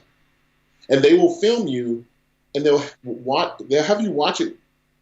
Like they have you come back in like 2-3 days, and you watch that shit, and you start seeing like you have a nervous tick, like you'll start blinking or moving, or they get all, and they do it because they're trying to breed executives. They're trying to breed CEOs. Like anyone that, I'll brag about my university real quick. Anyone wants to do a Wikipedia study on my university, you'll see tons of CEOs, tons of government officials, of highly successful people, and it's because of programs like Giles that, have enabled me to have the confidence. Now, being a bodybuilder, I think if you pay attention to yourself and you learn about yourself enough, you become less afraid, because if you can get up little ass trunks and pose in front of strangers, which is terrifying to me. It was terrifying to me. But if you can get there and pose and be proud of your body of work, then you should be proud of your body of work with what you spit out. Yeah. And that comes with also repetition. So if you're a very shy person, you need to take a course. You need to take, or honestly, the easiest trick is to look at sports and see how those athletes talk after the game. Just their press conferences, and just copy that shit for a while. I had almost a 3-hour session the other week, and one of the things I noticed is this, it's calling out people's bullshit. Okay. Like I was saying some certain things, and he says, no. He says, no. Don't give me that. That's excuses. Don't make excuses. It's more about the power of like the positive reinforcement and actually saying what you mean. Like Phil was saying, he said there's a lot of liars on the internet. Yeah. There's a lot, and I think it's important that, like I said, I mean, we all have or still follow certain people that you're kind of unsure about. You're like, is he really? But maybe we're okay with that person's bullshit because he's entertaining, But you also have to think it's not just what you eat that you digest; it's what you see and what you hear. Digest also. You absorb it. You have to be very careful of what you're listening to, what you're spending majority of your time listening to, watching, because it's just like you have a little child. If you don't let them watch certain television programs or music, maybe not because of the themes that are across. Well, what's the difference for an adult? Mm-hmm. Oh, you're not going to be manipulated because I'm an adult? No, dude. Like, you're still subconscious minded where that could penetrate. It's no different than when fucking Louis Marco was talking shit about bubble guts and shit. You got people saying that shit on every board now, and it's funny. It's actually funny to me now because I'm like, you don't even know what that means. You're just doing it because it's fashionable. Yeah. Or like when Hani Rambod and I would talk about my muscles being 3D. Now everybody wants to say that they're 3D. Bullshit. They're not. They're not. But it's fashionable. It's fashionable. Everybody's aesthetic. What does that mean? Just aesthetic just means pleasing to the eye. That's it. It doesn't mean that you're small or big. You can be big as fuck and still be aesthetic. To some people, Rami could be considered aesthetic because that's what they like. That's what they like. Yeah. And that's what they have to acknowledge is saying, like, I like this. I like big motherfuckers, or I like small dudes or whatever, mid-sized guys. That's aesthetic. It's a universal definition. But yet we're all on the phone and we're, it just becomes very vague as to what the true definition is and how we interact with each other without getting offended. So my stance now is don't get offended off of anything. Just realize that you have an opportunity to engage and produce as much positivity as you can. If they don't want it, I mean, try. I said to you, every interaction I've had with Phil, I met Phil first time 2014 at FIBO. I sat with him and Jay, had some food. Do you remember I had the insulin pen and you thought it was an electronic cigarette? And I said, people say, oh, what's Phil like? I said, well, I've met him. And I said, we've spoke on Instagram. I said, every interaction I said he's been a very positive, respectful. But it's like when I first met you, Jay brought me over to the table. And he introduced you as Giles I was with Flex Magazine at the time. And you stood up, you shook my hand, and you said, hi, I'm Phil. And I like the fact that you didn't just go, oh, well, obviously he works for Flex. He knows I am. You introduced yourself. You looked me straight in the eye. And I said, even since that, every interaction I've had, he's been very positive, respectful, and just a decent guy. I said, try speaking to him. If you've got an opinion about him, speak to him, reach out to him. That's what Phil is saying now. He's saying interact with him so he can. I want people to have it because great. I want people to have that because you may not catch me on the best day. You may catch me on an off day, but I want you to see that too because, that just shows that I'm human and, I'm not perfect, but I always will interact with someone and introduce myself as accordingly because you know what I can't stand? I have people even come up to me at different gyms and say, hi, I'm IFBB Pro John Smith. And I'm like, what do you say then? Nice to meet you. I say, hey, I'm Phil. What do you say? I literally tell them, because this has happened at least 10 times, and I say, 10 times? At least. Today. No. But I'll tell them, I'll say, hi, I'm Phil. Well, I already know that. Well, guess what? Guess what, John? You don't have to tell me that you're IFBB Pro for me to respect you, or to, now you're doing this thing what is called posturing. Like we're trying to, like, I'm at this level and you think that now that you tell me you're a pro, that you're here. It's like, that's douchebag shit. Like, don't do that. Like, because that would be like me walking around saying like, hey, look at that wall, 7-time motherfucker. Yeah, Phil Heath, the gift, bitch. Now what? That would be a big move. Yeah. Hey Phil, I'm a Five Finger Death Punch fan. But do you regret having the nickname The Gift? Fuck no. No, okay. No, I'm just because a lot of haters really don't that word, pick up on it, yeah. That means that it has infected them. Oh. That's good. This is very NLP. It has an effect. This is very NLP. Just think about it. Think about it. That means sure doesn't approve. That I'm in their mind that much. I'm in their mind that much. I don't even know they exist. I never even met them. But I'm in their mind that damn much that they get some type of reaction. And they don't know. It's like the saying goes, like, you shouldn't judge people based on the fact that you don't know 95% of their story as how they got here today. You don't even know how the fuck I got here. But yet you're using a word to get this triggering event to where you want to write something to me as if that's going to make me feel some type of way. All it's going to do is be like, man, it's a really cool fucking name, isn't it? Because you're not thinking of it differently and saying, it's very simple. Why that name? And I think if more people, I'm not saying everybody should be like Zen-like minded, but they should, because you walked into a conversation and you say, I'm walking into, like today, there was no email questions or anything like that. I walked in here, I was like, I want them to know that I'm walking into this with a blank canvas. If this is a blank canvas, all right, we're going to start this together. So that's how I use that situation with people, is like, I come up to you with a blank canvas and this is how you treat me. So, I encourage more people to get more cerebral and ask questions like, hey man, why do you nickname yourself The Gift? Or who gave you that nickname? Or, okay, elaborate on that. It's been very rare where I will post a picture or video, actually write the caption, the person actually reads the caption, and then actually has a question pertaining to the caption. Do it. Or someone say, hey, on page in this Flex Magazine article that I DM'd you about, like, could you elaborate on this just a little bit? I'm stuck trying to understand like high carb versus low carb, or whatever the fuck it is.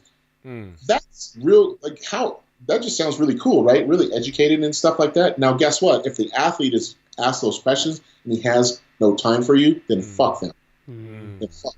Because it means that person spent time and really wanted to know something about you, and either you allowed that writer to ghostwrite your material and you didn't even know that they were writing about it, which happens. Giles, you understand, Yeah, But, I think fans need to start asking better questions and being more engaged. And some fans, they ain't even fans. They just like to talk shit and just be like, let's just go fuck with some bodybuilders. The people I argue most with on the forum, say I'm at a contest and I'm reporting, I'm interviewing everyone, the people I seem to have the most problems with are the ones that have the opinions that aren't even at the show. They're not even there. They're arguing. They say, no, so-and-so was... I'm like, look, I was there. I'm telling you. You can't say I'm wrong because I was there and I have an opinion. But not only that, Giles, here's the cool thing about it. They have their opinion, right? But so I hear what you're saying. It's like, but me speaking to those fans or those people that you're speaking to, I would say, were you there? Answer is no. I was there. Okay. I have a better understanding as to what the fuck happened because I was actually there than you do. Now, does that make me 100% right? No. But it's much bigger than your small percentage of what you saw on this pixelated TV screen that you're looking at. On Instagram. So if you're going to believe anybody, it should be the person that was witnessing it. And I think as you being, there and journaling it, as long as the person there can speak very transparent and not through their own personal emotion, that produces great journalism. That's what journalism really is. Unfortunately, in our industry currently, there's a lot of emotion driving a person's motives to post something, comment on something. The clickbaiters. So it's hard, right? You're not really getting the dialogue. No. I can do interviews with anyone, right? But there's always going to be a motive for them, right? There's always going to be like, okay, well, how can we maximize this? Well, maybe we say Phil Heath gets in bar club a knife fight or some shit, and people are going to click on that. Like, what the fuck? Like, or twist what I have to say. We've all seen it. My words have been twisted more than anyone. I saw that recently. I saw a video and it said, and I got baited. I clicked on it. It said Phil Heath. I thought I've got to check this out. I checked on it, watched the video. I'm thinking, Phil didn't actually say that. No. That it's like it's like when they morph. It's like when they morph the pictures, on the thumbnail on CNN and Fox News and everywhere. Well, I don't know. Right. So here's the unfortunate part about it. Is that Giles, you can DM me first, right? and it doesn't happen very often, but I did click on it. No, because I'm not coming at you. I'm just saying, I have friends that play in the NBA and NFL. Let's say I hear about something that is pretty effed up, scandal or something like that. Okay, I can watch it on SportsCenter, on ESPN, this and that, or I can just say, hey man, can you talk about this or not? And they'd be like, I can't talk about it, my lawyer, this and that. Okay, cool. Then that means I'm not going to believe anything they just said. Yeah. Because he ain't said anything. But the problem is with social media is that someone could ask, someone could literally do clickbait shit on me all day, and then a person will, it's because remember we talked about this 5 minutes ago, it's what they digest. So if you're hearing like Phil Heath is cocky or arrogant or this, and they watch that shit over and over again, what do you think they're going to say? That's going to become their language. If they hear about a story that's not even true, but that's all they hear, and that's where it becomes a double-edged sword for the athlete / celebrity, whatever you want to call it, is that if a person if I were to defend an improper statement or misunderstanding, I become defensive or secure. Well, the word defensive absolutely applies because you're defending your position in this whole conversation or this allegation or whatever it is. You have every right to defend yourself because people are fucking ignorant. Now, insecure, that's a little deeper because if you're over here like, man, like, you fucking don't like me, it's like that's a different emotion. No one can ever say that I've done that shit. I've always just kept it real, and I encourage more people to do the same without having to do the clickbait bullshit. Like, I'm going to do what you guys are doing sometime, hopefully in the next 3-4 months, have my own podcast, right? That's going to be interesting. That'd be good. And what's cool about it is that people are going to have a lot to say, but they're going to have a lot of questions. And it's going to be an opportunity for people to be like, well, I never thought about that about Phil Heath until I actually had an interaction with him. Fuck, dude, it really created me to have a podcast. And I'm thinking, yeah, they could have hit you on DM and asked you a question, but maybe they were too afraid. They're too afraid to get the truth from you. So they get the truth from someone else, don't like you. That's how it connects up. That becomes their truth. And then they come, and then they have the information and proper information. Now they come back, and now they have the courage. And they have the courage to go online and go fuck with you. And it's like, well, you could have just hit me up, and that could have been swap. They don't know. So it's just people being, and I just look at it like people are shy. And, a lot of people are ignorant. A lot of people like to joke around a lot, and I get that. But for the people that really want the really good information and really good engagement and interaction. Will you make a Phil Heath YouTube channel? Because the one, when we write in Phil Heath YouTube, all the videos, interviews with your girlfriend and cooking and talking and we learning from you, it's from 2017. That was, so here's the funny thing about that shit. You know why I didn't do that for a while? No. It's because those bastards over at YouTube kept changing up the algorithm. So you couldn't really monetize. And anyone that understands that will recognize that 10 years ago, those people that were making $100,000 or $500,000 or whatever, they were killing it, right? Okay. They were doing all this content. You see, they're not making the same money today because they changed it. They changed the game. They were like, we can't. YouTube probably figured, oh shit, they done figured out the code. We can't pay everybody. So now they made all these different rules. Like if Like, we couldn't have a proper YouTube channel because I curse too much. Because seriously, well, think about it. Ad partners, ad revenue. Yeah. Why would a company want to associate themselves with someone that uses profanity? Because they need people to listen to this, so then they, they could be selling diapers and stuff, and you got moms watching this stuff, and then they hear me saying shit, damn, piss, fuck, that, Yeah. So now you have to understand what the game is. So to answer that question, yes, there will be a new YouTube channel. The current one, I think, is from Massive Muscle. What they do is they rip my content along with athletes, and then they doctor it up and put their own labels on it. And, do I really want to go after them and be like, take this down and this and that? Because at the same time, once it's out there, right? And then I have to ask myself, these kids or whatever that complain about not getting free content. Well, there it is, dude. Yeah. There it is, man. Like, getting the old. guys are literally stealing from me, and I'm not even doing anything about it. So just enjoy that stuff. 2019 will have a different. I'm trying to slowly push. Obviously, I got my Fit app. Trying to do the podcast, leading into the YouTube channel. Obviously, the YouTube channel and the podcast probably have to go together because it just makes sense. That takes time, right? Like, what you guys are doing takes effort, takes time. Yeah. And when you're trying to train all day, when you're trying to train all day and eat and this and that, you don't have as much time, especially when you don't have like a 5-man or 10-man crew doing the work for you, which you have to pay. Yeah. That's where I tell everybody to just stay with me, stay patient. But in the meantime, use those free forms of communication that I have presented with Facebook, Twitter, Instagram. I don't use the Snapchat for obvious reasons. I hate Snapchat. Yeah, I like it. I don't like it. I don't get it. I don't even actually get Twitter. I'm not a big fan That's of the number one question in Europe from girls. Do you have Snapchat? Really? Yeah. Oh my I don't god. know. Bro. AJ's the big baller, man. Hey, he lost his chain this morning coming into and his phone today. Okay, so I 3 flights it's cost him to get here. The police was behind me because we drove too fast to make to the airport. And at the airport, I lost the flight, so I have to take another flight. And then that one was too late, so I have to pay for another ticket. That's 3 tickets.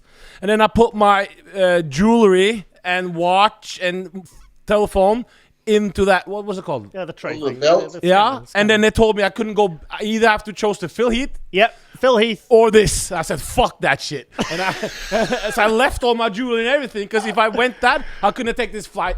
Because it's a long trip from Norway, but it's well worth it, man. We made it. I will tell you, I appreciate that. And when we meet, we'll even have a better chat because it'll be a lot more fun. I hope so. And it'll be real cool to sometime beat you in 2K. What's that? I would 2K. like to beat you in 2K. What's this 2K? That's an NBA game for professionals. Oh, okay. Sorry, I'm not in the loop. I've been playing that. I've been playing Call of Duty Black Ops right now. Oh, okay. No, because I just won the league title with the Brooklyn Nets. That's how good I am. Well, then I don't need to be playing you then. Well, okay. AJ, okay. Yeah. So AJ, do you have any final questions for Phil? Final question is not even a question. Is that we really the fans around the world, the true bodybuilding fans, we really appreciate what you've done for the sport. We really hope this. We don't want to sound like the IFBB higher ups, the powers that be. We just want you guys to create a create something epic. Because without Phil Heath, it's not the same, man. So I wish you well with your surgery. I really wish you get a kid soon. Yeah. And a little gift.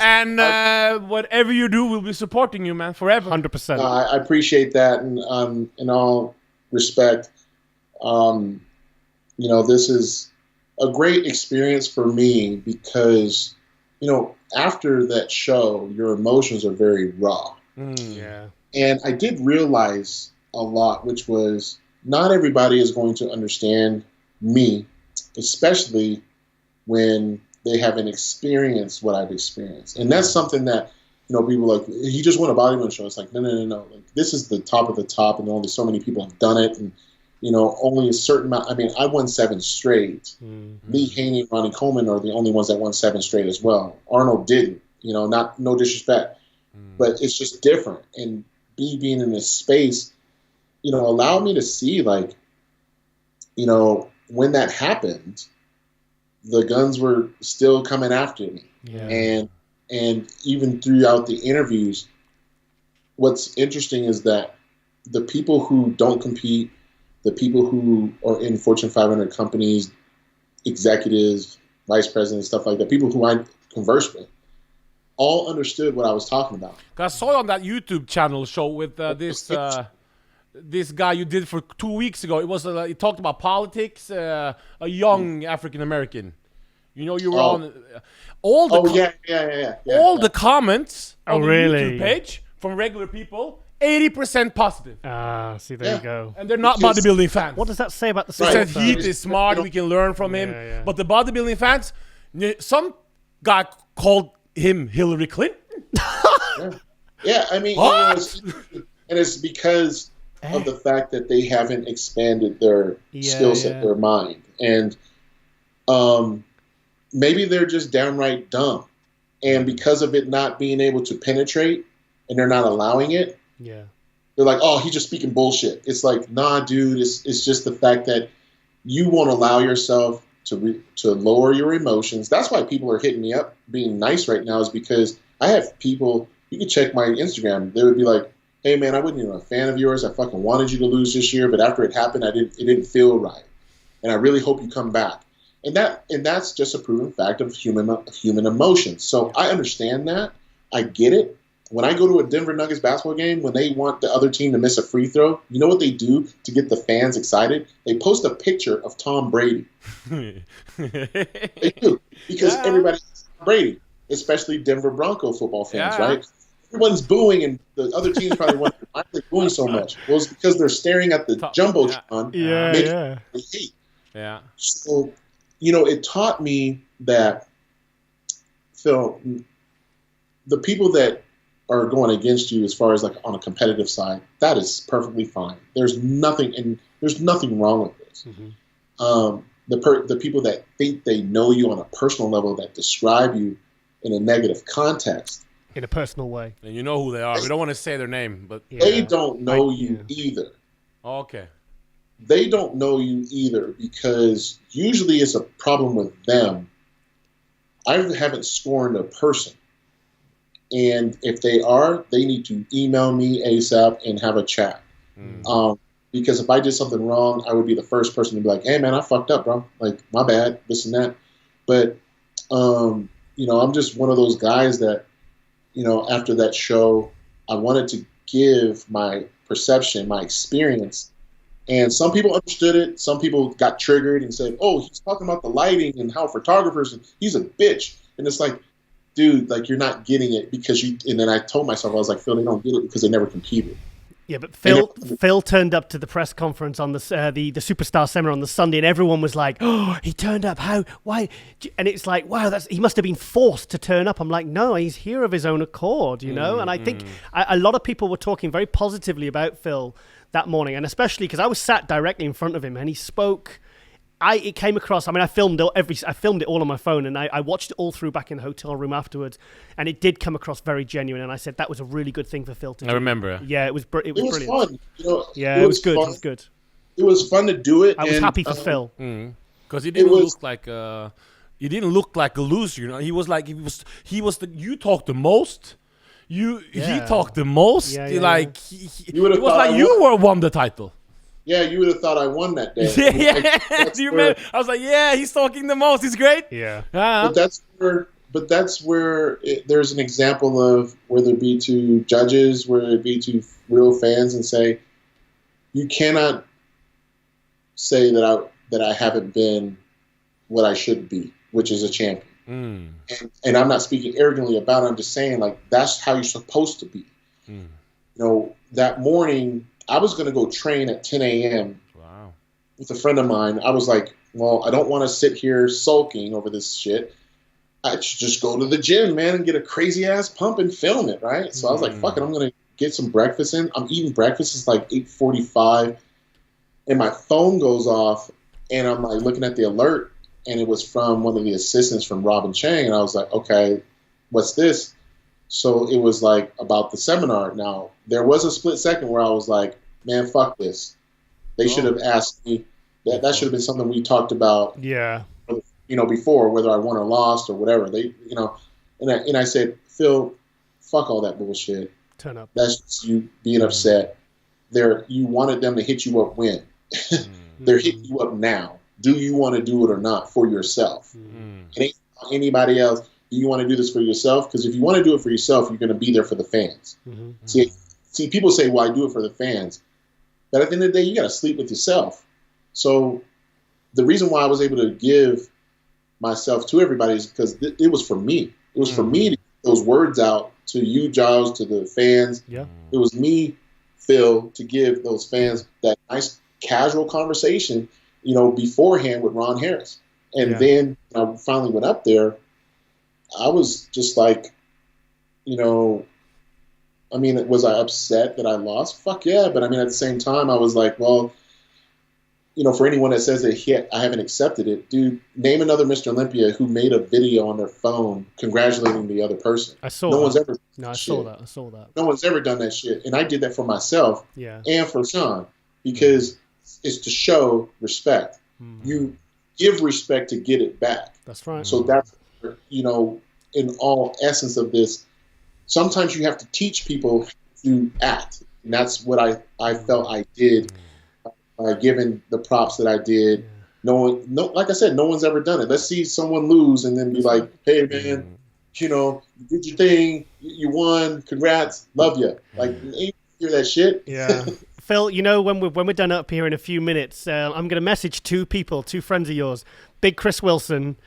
And Andreas Neerhu from Cyprus. Yeah. This is a friend of we're kind of mutual friends. I became good friends with Chris Wilson. He's the guy who goes around with Phil. He's a really tall guy with a red mohawk who does he's always messaging me, telling me about what he's done to Phil's car and all this. And a Cypriot guy called Andreas Neerhu from Cyprus, because my father lives in Cyprus. And he was in college with Phil, wasn't he, many years ago? And we always have a little bit of interaction. It's but they're two really good guys, and I was like the way they spoke about Phil as well. It's I think sometimes you can get to know people through their friends, and make a judgment maybe early on as well. So they're good guys, man. They're good guys, and we make good jokes. and also I really think we should get AJ to a 5-Finger Death Punch concert with Chris Cale backstage. Come on. As long as you guys join me on the Backstreet Boys concert. Backstreet Boys. He loves Backstreet Boys. I'm just representing R. Kelly and Backstreet Boys, man. I never give those up.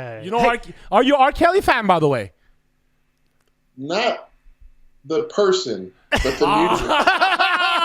Hey, what was that video you posted today? The girls with the hair, and you were saying you're feeling that was from Dude, that was from 1984, man. Yeah. That was like shit back then. Posting on Instagram. Those were good. Those were good, happy songs back in the day. The 80s and early 90s was like a lot of happy stuff, sometimes what Sheree and I will be doing stuff around the house. We'll be cooking and cleaning and all this other stuff. And she loves music. So we just put on the music and, Sunday vibes, man. And sometimes you need that, because normally I would have sports on the telly nonstop. Nonstop. ESPN or Undisputed? ESPN all day. Stephen A. So you need something different to get your mind going and stuff. So good upbeat. Yeah. And I'm saying like good upbeat music. This is just happy stuff. This isn't saying like, crazy gangster rap shit right now. I ain't be, but you just have that. So you got to have a mixture, I think, of music. Okay. All right. Phil, have you got anything further you want to say? Last thing we got to give other people in the gym from Harald's gym in Norway. They got Phil's picture on the wall there. Oh, fantastic. And I told them so Harald's gym, they love you. Harald's gym is the biggest gym in Oslo, Norway. And we all are praying for your recovery. And we hope to see we we really hope to see you another time on another show when you have something to talk, something interesting, and we would love Giles to. I can tell you this: I appreciate that, and by spring there will be a lot of movement. Cool, and you will see. Holy shit, we need to get him back on. But in the meantime, I just want to wish everybody a good holiday season. Yeah. Make sure that you make good decisions. And what I mean by that is make decisions that will promote greatness. And I'm not just saying that just to be saying it. I'm saying it because what's the alternative? You make decisions to fuck up your greatness, to slow down your progress, to put you in a compromising situation where you may be either locked up or being put in a financial situation that you can't get out of. Just make better decisions and always feel free to hit up your friends if you need help. You know, right now we see a lot of people with mental illness and all this other stuff. I think we need to kind of like start coming together a little bit better through the social media stuff and, you know, speak on some things that, you know, really bother you. You can be vulnerable with your crew. You may not be vulnerable with your crew. Everybody should go on Instagram, Facebook, and start telling their whole damn life story. That shit gets annoying. But with your crew, with your boys, with your homies, you need to, like, if there's something really bothering you, you need to not hold that in all the time because you don't want it to fester into something bigger than that. But also, you got to man up. You know, you got to also man up. You can't always be in the depressive mode. You can go to the gym. You can talk about hitting up a friend. You can hit your friend up and say, let's go to the gym. We can go for a walk, do all this other stuff, and then just try to treat everybody like you treat your brother or your grandma. We gotta do better than that. Phil Heath. I'm gonna cry. Phil Heath. I'm getting really emotional now. I'm promoting brown Jesus, by the way. You know, Jesus was brown. He wasn't white. You know, they faked that shit. You know that. And he's speaking like Jesus now. I mean, it's just like, you know, we're in this space. We're in this real proper space where it's not getting maximized. We're not even close. We're not even 5% in. And we've got to do better. I think with bodybuilding shows, promoters and athletes, we all got to do better. Promoters got to really be a study. They have to be a student of why they're making money or not. Maybe it's because, and are you doing it honestly? You know, are you trying to damage someone else's brand to raise yours up? Or are you just producing a better product? You know, we've all seen it. You know, I could talk shit about Giles' show because I got a show next week. No, like, you know, that happens. But be innovative and just ask and learn how to raise your hand and ask for help, because I've had to do that in my life, and it's really enabled me to get better. So Giles, with you, with your public speaking, learn how to like ask for help more, because you'll never know through social media who you'll meet. Because I've met tons of like cool ass celebrities that I didn't even know were fans of mine. Okay. And you just don't know. Like, I was in a hotel once and I see this guy, he shakes my hand. He's like, "Oh, great to meet you, man. This and that. Love what you do." And I'm at this Beverly Hills Waldorf Astoria hotel. Badass. It's sick. All the celebrities go to this place. He walks away and I'm kind of just like, "Man, that was a cool dude." Cherie comes over and she's just like, "That was Harry Connick Jr."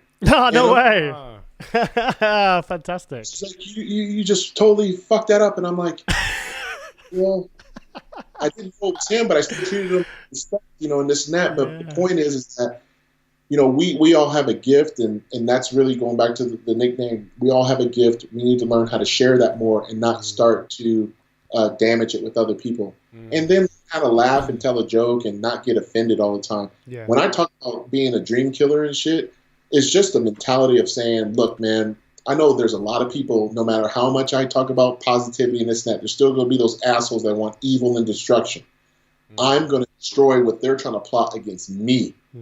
So if someone says, "Oh man, this guy, he's totally got it out for me, man. He doesn't want me to succeed. He doesn't want me to do this, or she don't want me to do that," be a fucking dream killer, man, and go after that shit.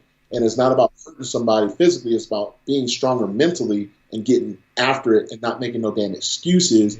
And sometimes, like you said, learning how to fall to get back up, but more importantly, doing it with a smile on your face. I'm happy as fuck right now because I'm good. Because I'm still 7-time fucking Mr. Olympia, man. This is dope. That's your legacy. It's not his legacy. He's going for 9 and 10. Yeah, of course. What's dope, AJ, I'll be honest with you guys. What's really dope is that I can call up Ronnie Coleman on my phone and he'll answer it. Wow. You know what I'm saying? That's someone's dream. Like that's I know. dope. I could hit up Lee Haney. He'll respond to me. If I see him in public, he'll say what's up to me. And those are really cool things to know that, like, wow, through my body of work, I've met so many cool people that you look up to. So I'm telling everybody, like, stop the negativity bullshit.